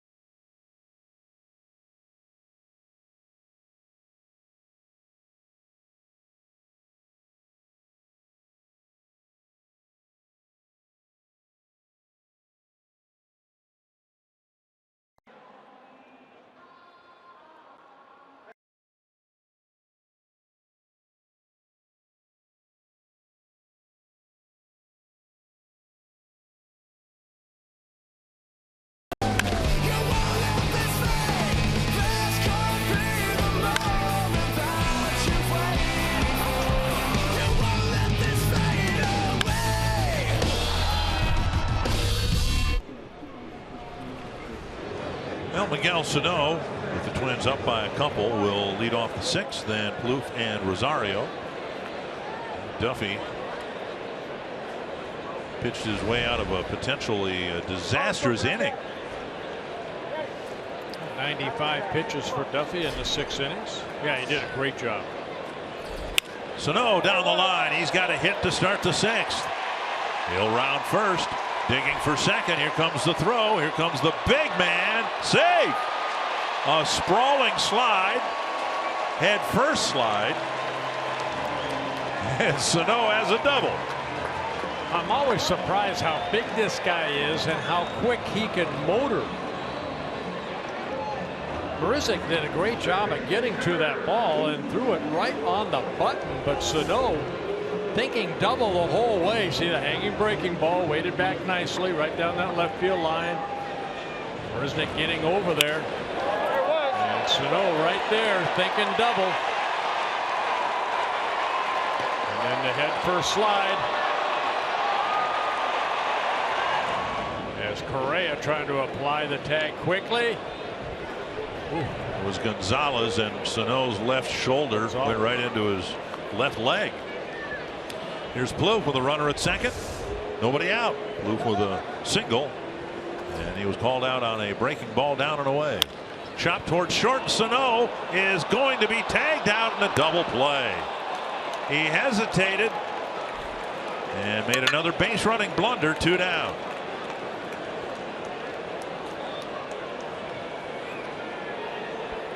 And Sano standing at second like he thinks he slipped the tag. Gonzalez pushing him off the field. Maybe he just doesn't want to go in the dugout. Well, good job by Correa right here, noticing that Sano got too far, tags him right there. On the backside. Yep.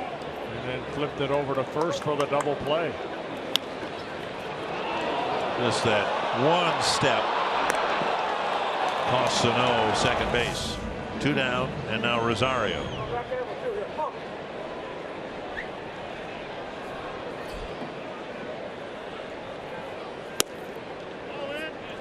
Rosario with a liner to left, and then he grounded sharply to right field, a single between the shifted infielders.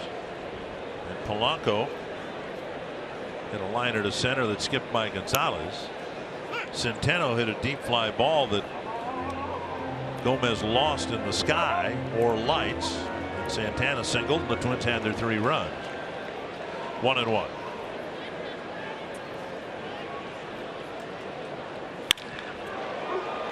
Oh, what a knockdown by Correa, but he has no play. He stumbled as that first hop was getting to him. Still was able to knock the ball down with his glove, but it bounced out. Rosario will have a hit. Correa can play some defense. Yeah, Rosario hitting this ball sharply. You see what it did to him. It pushed him back. And hit the heel of the glove. Never really got in the glove. I tell you, Rosario's hit 3 bullets in the ball game here tonight. For that matter, so has Polanco. Slow breaking ball on the outside corner.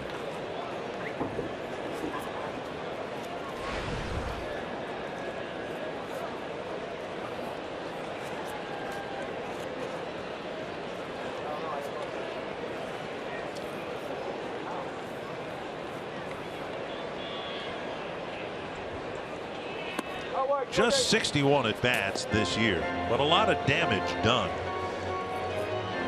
Just given credit for a single, but he's hit the ball hard here twice tonight. 19 hits, but 9 extra base hits.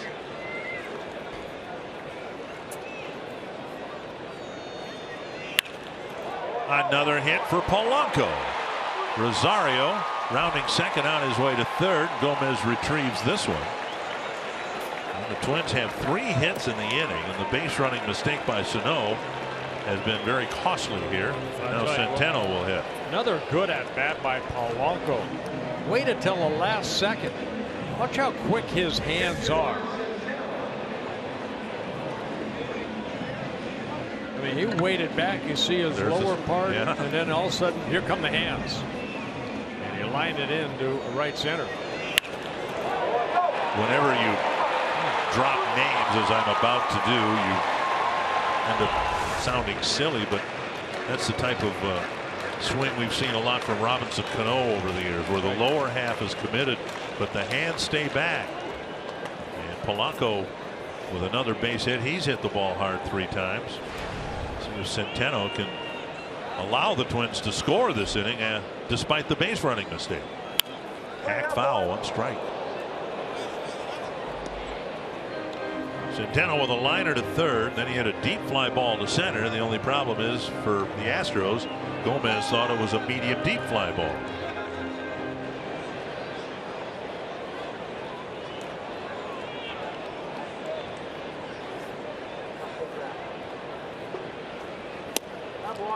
And we saw McHugh's numbers coming into the game. We noticed that the hits were up quite a bit from where they were a year ago, and now the Twins have 9 hits, and most of them coming in the last 2 innings.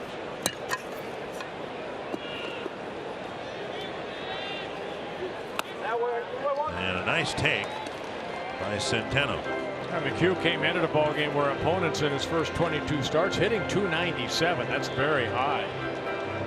Left-handers .289, right-handers .303. Twins had just one hit through the first 4 innings. 8 hits since. That's foul.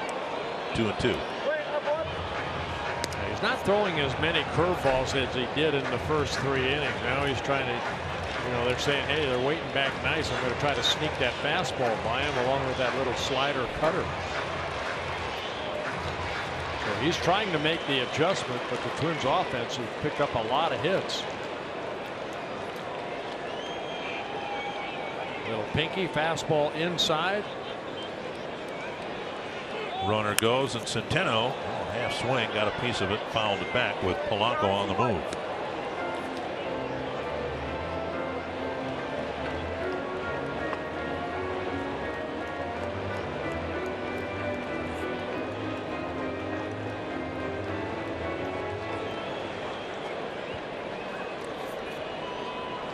Twins looking for some cushion here, leading 3-1.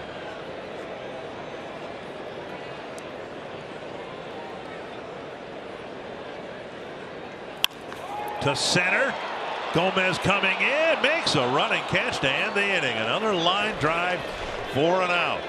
Twins started the inning with a double, a base running mistake, 2 hits followed, and the score remains 3-1.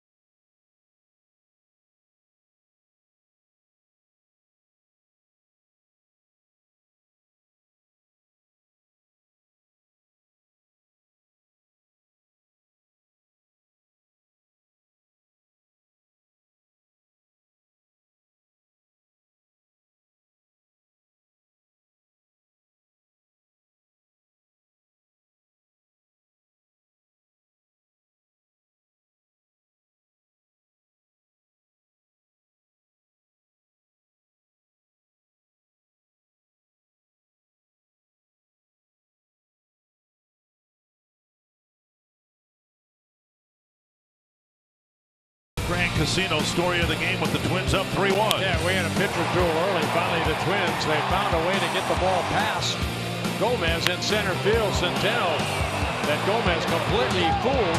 Saw Polanco get a single in the air by Gomez's first of the year. Eddie Santana driving in Centeno. The Twins had a 3-0 lead. But in the the top of the 6th inning, there was an RBI double by Springer, but that visit by Neil Allen settled Duffy down. You got a big out. You see the walk right there. The base hit. Put runners at first and second. There's Springer's double. That made it a 3-1 ball game. This a big out right here. First ball swinging Correa, the second out. Then Duffy picking up his 8th strikeout by striking out Gaddis. So good job by Tyler Duffy. And he and the Twins will hand over a 2-run lead to Taylor Rogers and the bullpen. Rogers making his 37th relief appearance. He worked twice in Tampa. Just a third of an inning on Friday night, and then 1 shutout inning in yesterday's win.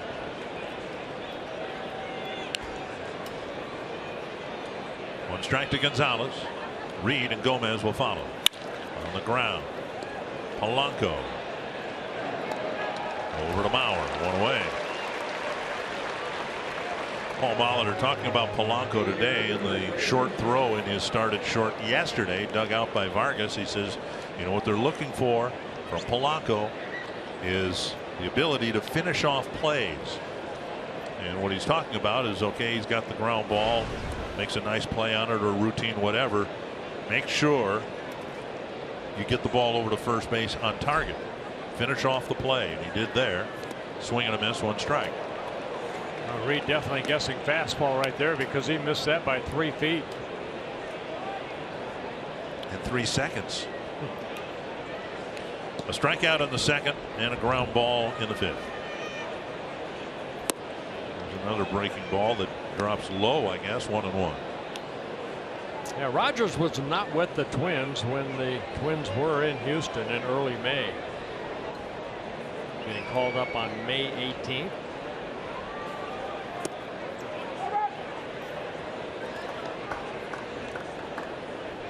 A little more than a hit per inning pitched, but very few walks. And a reasonable number of home runs allowed. 2-1. Now 3-1. You saw Gomez. He's the on deck hitter.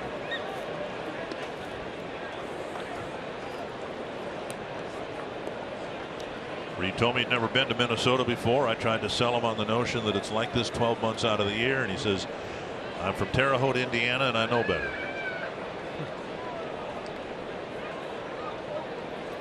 There's a fastball, and now it's a full count. Now, what we have seen from Rogers in his first 36 relief appearance, he has a lot of confidence in that breaking ball as well as the fastball. Only 6 unintentional walks. Just missed the inside corner with a fastball, and Reed will take first with a walk. Yeah, a rare walk for Rogers. Take a look at Fox Tracks presented by Carrier. Where was it? We've seen Marty Foster with a pretty good strike zone, but maybe the way that Centeno, they wanted that ball away, he kind of reached out to kind of frame it, but Fox Tracks showed her the strike. Now Gomez 0 for 2. Strike 1. I have a call. At some point, Gomez already has 1 strike. But at some point in this at bat, he will become disengaged with his helmet. Like Eduardo Nunez. 1-1. Base pass. Gomez does it at the plate. Yep. Twins have their 3-1 lead, largely because of a couple of misplays in center by Gomez.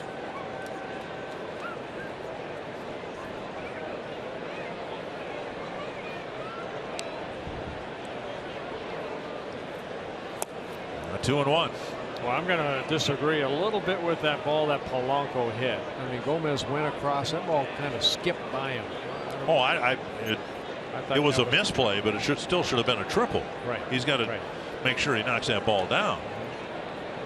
And as I said a few years ago, I think he probably would have made a dive for the ball and caught it.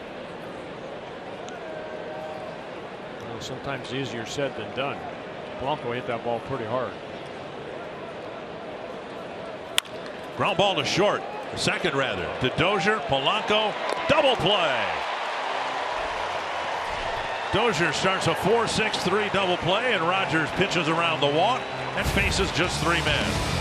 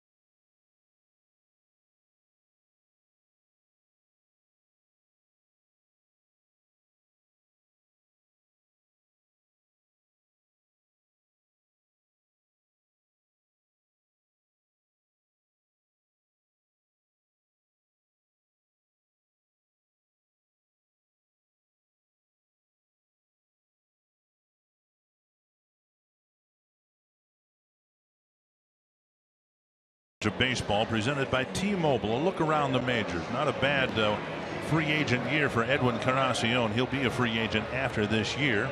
Christian Yelich with a good night in the Marlins, surprising just about everybody in baseball. And Michael Fulmer just getting underway. He is probably the front runner right now in the American League Rookie of the Year competition. Danny Santana will lead off the 7th for the Twins, facing Colin McHugh. Ball 1. Santana drove in a run with a single his last time up. He'll be followed by Dozier and Mauer in the Twins 7th. To the screen. He had a nice at bat. He just kind of flipped that ball right into right field, picked up his 14th run batted in. 90 pitches for McHugh.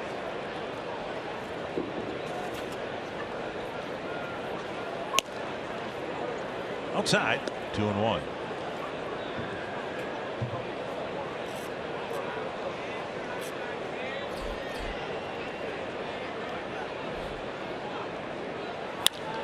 Sharply hit into right field.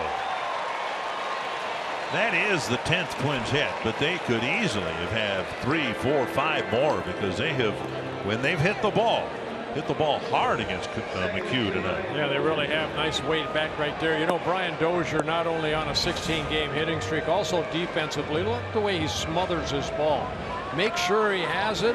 Make sure you get a nice flip over to Polanco. Now it's up to Polanco to complete the double play. And it was a good turn of a double play. And now Dozier struck out twice against McHugh, then hit a liner to right. Breaking ball, strike 1. Yeah, Brian's seen a lot of breaking balls. But the ones that have given him trouble have been away, and it almost looked like McHugh hung that one over the inner half of the plate. I think Brian would like to see that one again. He could just roll it over to second base. Nobody's there. This is slider, a cutter. Squaring to bunt, 1-1. Now we'll see it a lot in this series. The Astros, A.J. Hinch, a big believer in the shifting. No one in baseball shifts more than the Astros do. Santana was thrown out trying to steal in the 5th.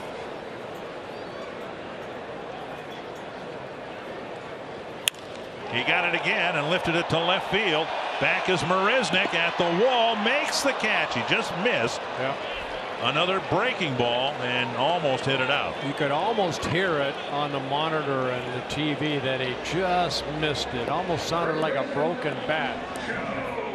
You got a hanger, but hit it to the wall. Carsoup.com trivia question. The 4 players to win American League Player of the Week twice in a season will go Mauer, Puckett. I don't know when they started the award. Johan Santana. And Gary Ward back in '82. Here's Mauer. Strikeout, a line out, and a single.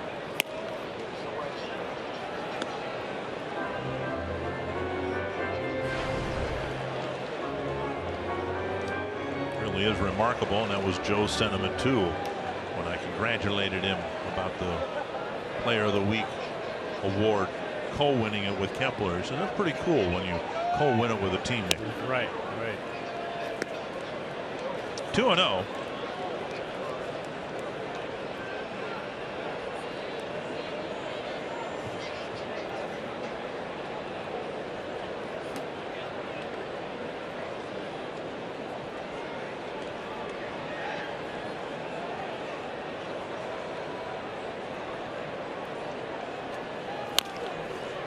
Swing and a foul. First of 4 will be televising tomorrow night's game, Wednesday's game, but not Thursday afternoon's game. Then the Royals come to town for 3.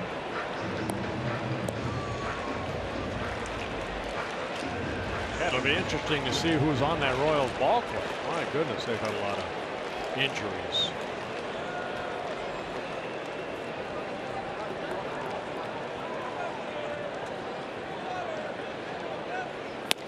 Outside 3-1. Kepler on deck.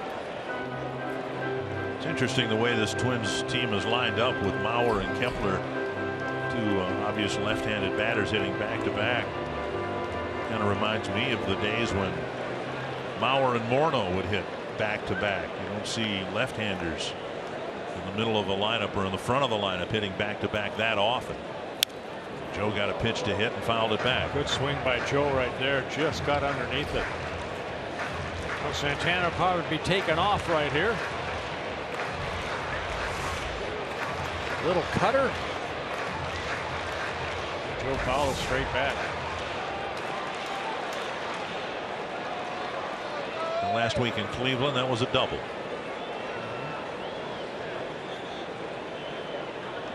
Three and two. Santana goes. Pitch dribbled back to the mound. McHugh looks at second, flips at first. 2 away. This copyrighted telecast presented by the authority of the Minnesota Twins and may not be reproduced or retransmitted in any form. Any accounts and descriptions of this game may not be disseminated without the express written consent of the Minnesota Twins, LLC. That was a much better read than yesterday. I could kind of sense yesterday was the end of a road trip. And I was looking at something else. Oh, were you? I was trying to see if I could memorize it, but no. Here's Kepler. That's my excuse, and I'm sticking to it. Okay. Outside, ball one. Now the Twins did not score in the 6th after Sano started the inning with a double, and they got 2 hits later on, but Sano made a base running mistake. Yeah, I think I was still focusing on the roof, how Sano could hit the ball that far. Straight up.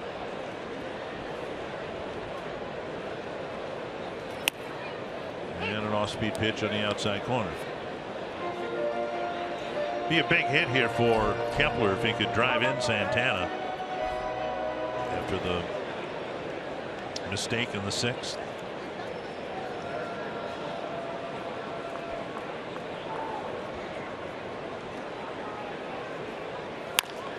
Chop toward third. Nice pickup by Bregman. He makes a really fine play with Santana cutting in front of him. And Santana's left at second, and it's still 3-1.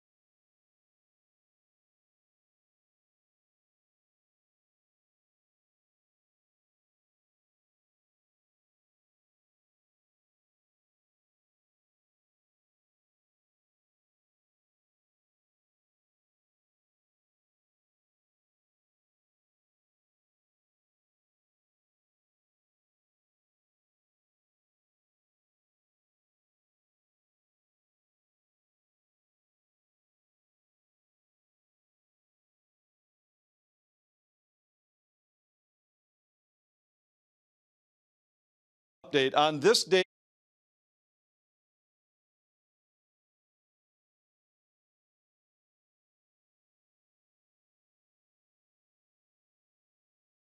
Anthony LaPanta with this Mall of America update. On this date back in 1998, August 8th, Paul Molitor became the 5th player in Major League Baseball history who already had 3,000 hits to collect his 500th stolen base. He joined Ty Cobb, Honus Wagner, Eddie Collins, and Lou Brock as the only players to achieve it. Now let's go back to Target Field. And yesterday that group was joined by Ichiro. All really enjoying managing his hometown team. Encouraged by what he's seen over the last couple of months. And part of the encouragement, Ryan Presley has been given some late inning relief duty, and he's handled it for the most part awfully well. Yeah, he worked in yesterday's ball game. Had a shutout inning his first outing. Went out to face Evan Longoria, and Evan Longoria hit a home run off of him, but the Twins still won 6-3. 55th relief appearance for Presley, and for the Twins, this is game number 112. He's been in almost half of the games. Fly ball to right, lazily hit toward Kepler. 1-0. MLB.TV Premium, the #1 live streaming sports service, delivers everything you've come to expect and more. Watch every out-of-market game live in HD on over 400 supported devices. It includes a free subscription to At-Bat Premium, the #1 app for live baseball. Blackout and other restrictions apply. Visit MLB.TV for details. On the way in the 8th, here's Kemp. Walked and scored in the 6th. The only Houston run so far. Ball 1.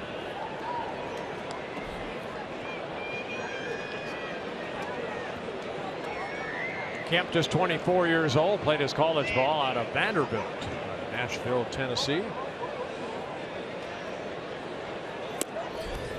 2-0. Beautiful campus, old campus in Nashville. Oh, yeah? Vanderbilt, beautiful. Yeah, I had a When were you there? A couple of years ago for the Hall of Fame when I was doing the old timers voting. Oh, okay. We did it in Nashville. I saw the baseball field there. David Price went there. A lot of great players went there.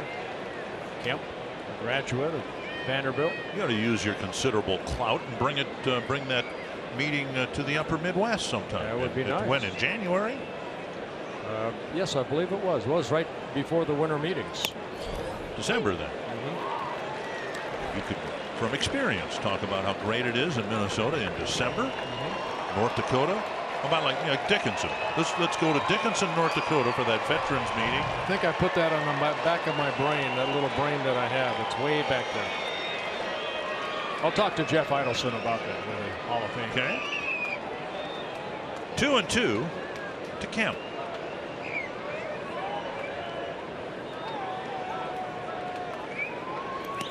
Landed about 5 feet in front of the plate. Now it's a full count. Kemp drew a 1-out walk in the 6th, and then Bregman single, Springer doubled, and the Twins are fortunate to get out of that inning with just the 1 run allowed. Well, he needs to swing the bat right here, and that's what Presley. What are they going to do? Just fastball.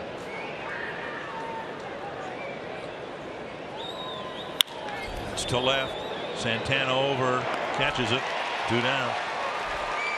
Pretty well hit ball, but Santana positioned him well. 2 down. Fox Sports supports the Grand Slam Dinner, benefiting Boys and Girls Clubs of the Twin Cities. This Sunday at Capitol Grill in downtown Minneapolis, you can join your hosts Brian and Renee Dozier for a 4-course meal served by your favorite Minnesota Twins players. Visit foxsportsnorth.com, click on upcoming events for details. 2 down on the 8th, and now Bregman.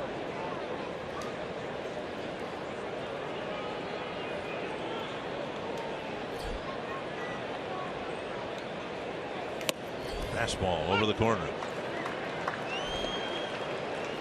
Not with the people the Twins imagined, but they've gotten pretty good relief work from their bullpen guys if the starter will just give them 6 innings worth of work. It's Presley, not Jepson. It's Kinsler, not Perkins. It's Rogers, not Abad. But those 3 guys in particular have done a really nice job. Yeah, they really have. Tommy Malone pitched an important inning yesterday when the starter just went 5. Foul back. It's 1-2. Yeah, Bregman has some power in the minor leagues this year. 20 home runs in 80 ball games in AA and AAA combined. Hasn't hit much yet. They're not concerned about that, but he's been more than impressive with his work in the field. Hoyt warming up. He might pitch to the Twins in the 8th. To center. And a good inning for Ryan Presley. 3 fly ball outs.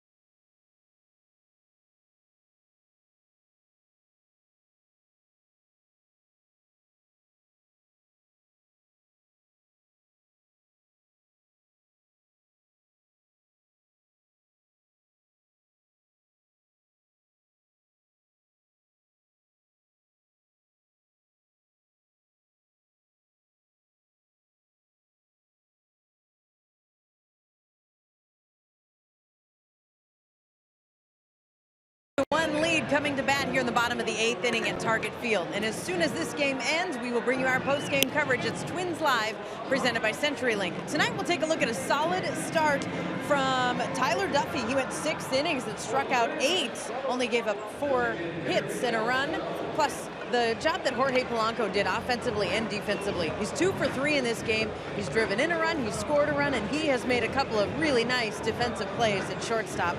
Plus, we will hear from Paul Molitor, and all of that coverage comes your way after the final out tonight. Dick and Bert.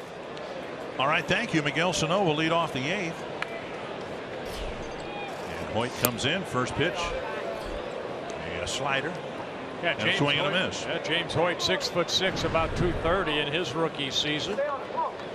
29-year-old. Just 2 2/3 innings, but off to a good start with a 111 opponent batting average. A roller to third. Bregman has it. Sano retired, 1 away. That'll bring up Plouffe. Plouffe, the third baseman tonight. And I wouldn't be at all surprised to see Plouffe and Sano switch positions tomorrow. It might be Sano at third and Plouffe at first.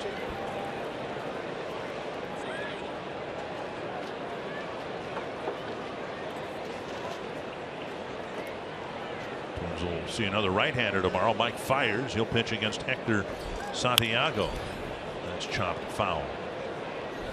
Dallas Keuchel, a lefty, will go on Wednesday. Doug Fister, a righty, will go in the finale on Thursday. There's Santiago.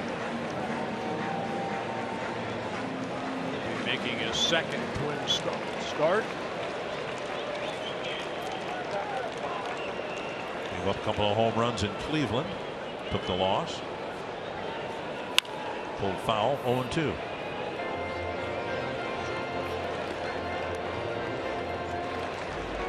Twins hoping to even the season series with the Astros at 2 apiece. They beat Keuchel at Minute Maid Park and then lost the other 2 ball games. Hoyt started the season in AAA, just getting called up on August 3rd, just 5 days ago. Breaking ball, swing and a miss. Gaddis to first, 2 down. Second strikeout tonight for Plouffe. And that'll bring up Rosario, who stung the ball 3 times tonight.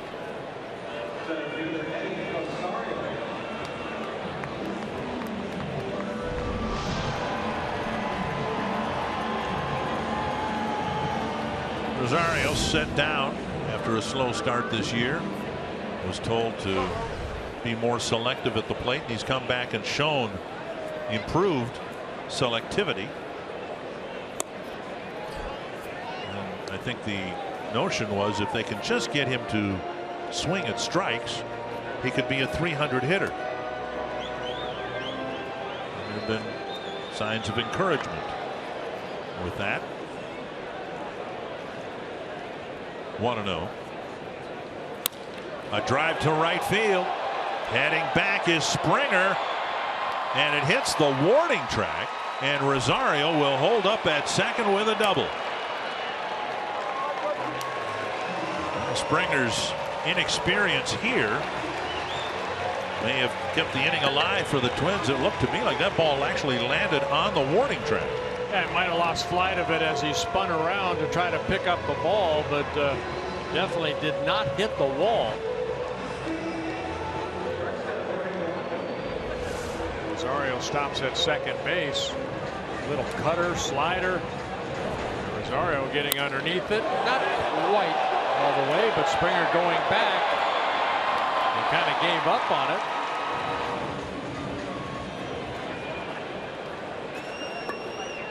It's kind of similar to the ball Max Kepler had at Tropicana Field yesterday, but he was able to make the catch in the first inning. Here's Polanco. Rosario with that double, his 13th, with 3 hits in tonight's game. Swing and a miss by Polanco, looking for his 3rd hit.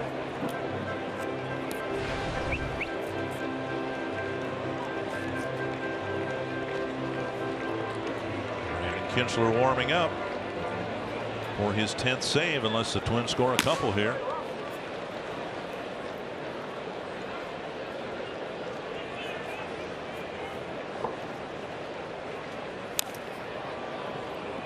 beaten foul, 2 strikes.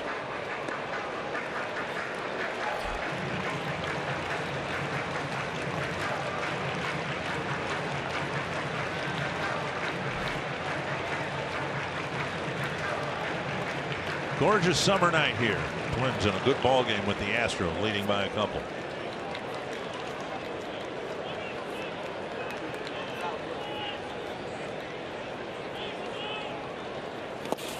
Nice stop by Gattis. Ball nearly hit either one of Polanco's feet. Gattis was able to scoop it out of the dirt. Quite a pretty good story. He was not drafted. He ended up pitching an independent ball. The Atlanta Braves ended up signing him. Spent some time in the minor leagues and traded over to the Houston Astros. Making just his 4th major league appearance. And now 2-2.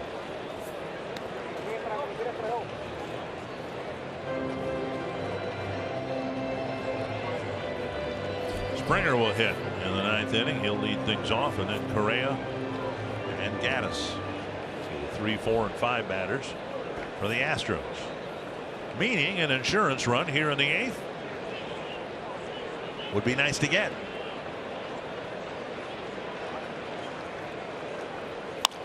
Little roller to second. Gonzalez has an easy play.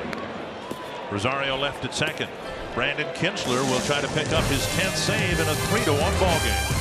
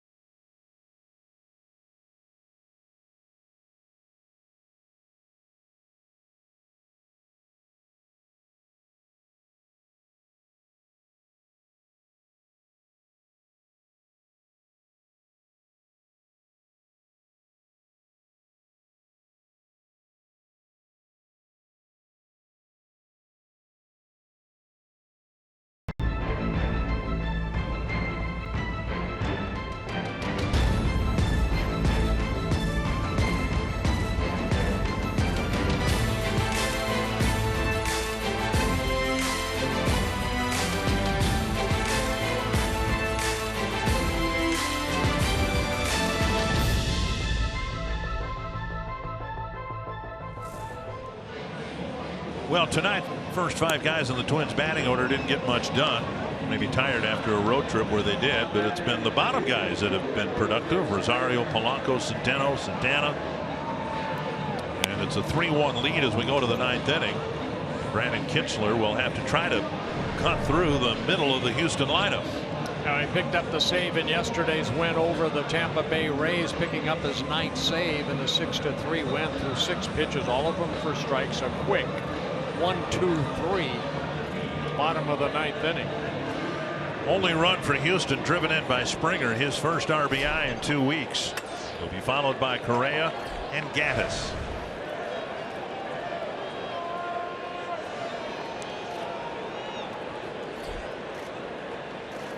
Chopper to short, and Polanco finishes the play with a head-high throw to Mauer. 1 down. Take a look at what's next. Brought to you by Century Link. We will see Hector Santiago's 2nd Twin start. Mike Fiers Been really good for the Astros as of late. He'll pitch for Houston. One down. Unless we have extra innings here, this is going to be one of the quicker games of the year, and we expect that again tomorrow because Santiago really pitches at a rapid pace. It's almost like he pitched with Mark Burley and the White Sox for a while. Hope he didn't jinx it. Tonight's game? Yeah. Yeah, you got to like watching Kinsler. I mean, he has that sinking fastball. He throws strikes, keeps it down in the zone like that. And gets some quick outs yesterday. I mean, 6 pitches, 3 outs, just like that. Is it that easy? Sometimes it is. 0-2.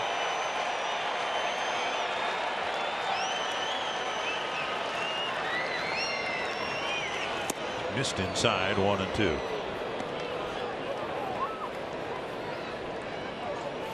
Kinsler was not with the ball club when the Twins were in Houston.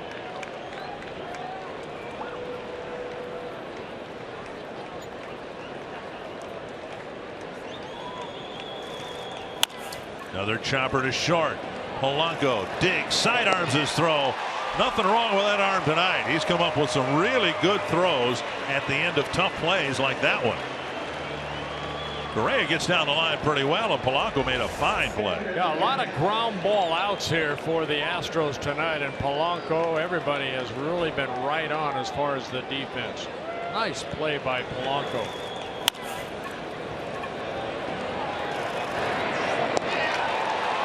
Two down, and now Gaddis. Ball 1.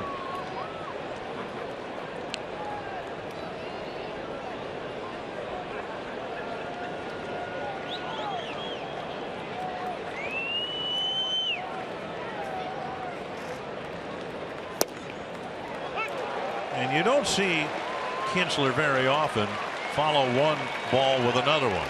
If he misses, the next pitch is almost always a strike. 1-1.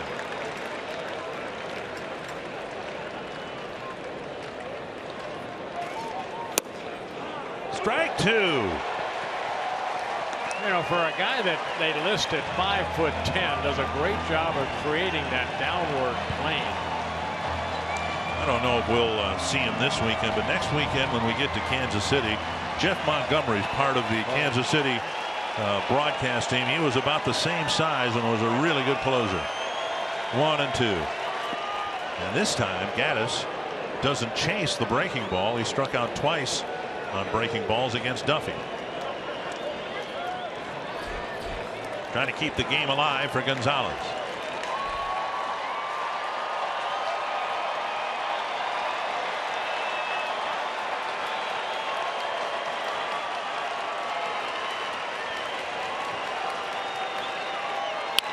Bouncer to third, a foul ball.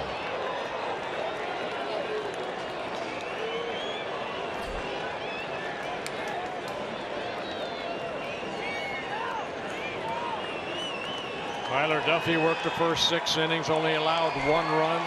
Taylor Rogers, Ryan Presley, quick innings. Brandon Kinsler trying to pick up the save here, his 10th. Got him. And the Twins win the opener of the homestand in a game that lasted less than 2 hours and 20 minutes. What were you worried about? Twins did all their scoring in the 5th inning. 4 straight hits created the 3 runs. So good offensive day. Great pitching today by the Twins. And Tom Hanneman, that's really encouraging. It's fun to win a lot of high-scoring games like the Twins did on the road trip. But long-term games like this are even more fun to watch if you want this Twins team to be playing meaningful games next August. No question about it, Dick. Make it 9 wins in 12 games for the Twins, who launched this homestand with a 3-1 victory. Up next on Twins Live, presented by CenturyLink. We'll talk about Tyler Duffy's start, Jorge Polanco doing it all. We'll hear from Paul Molitor and preview tomorrow's matchup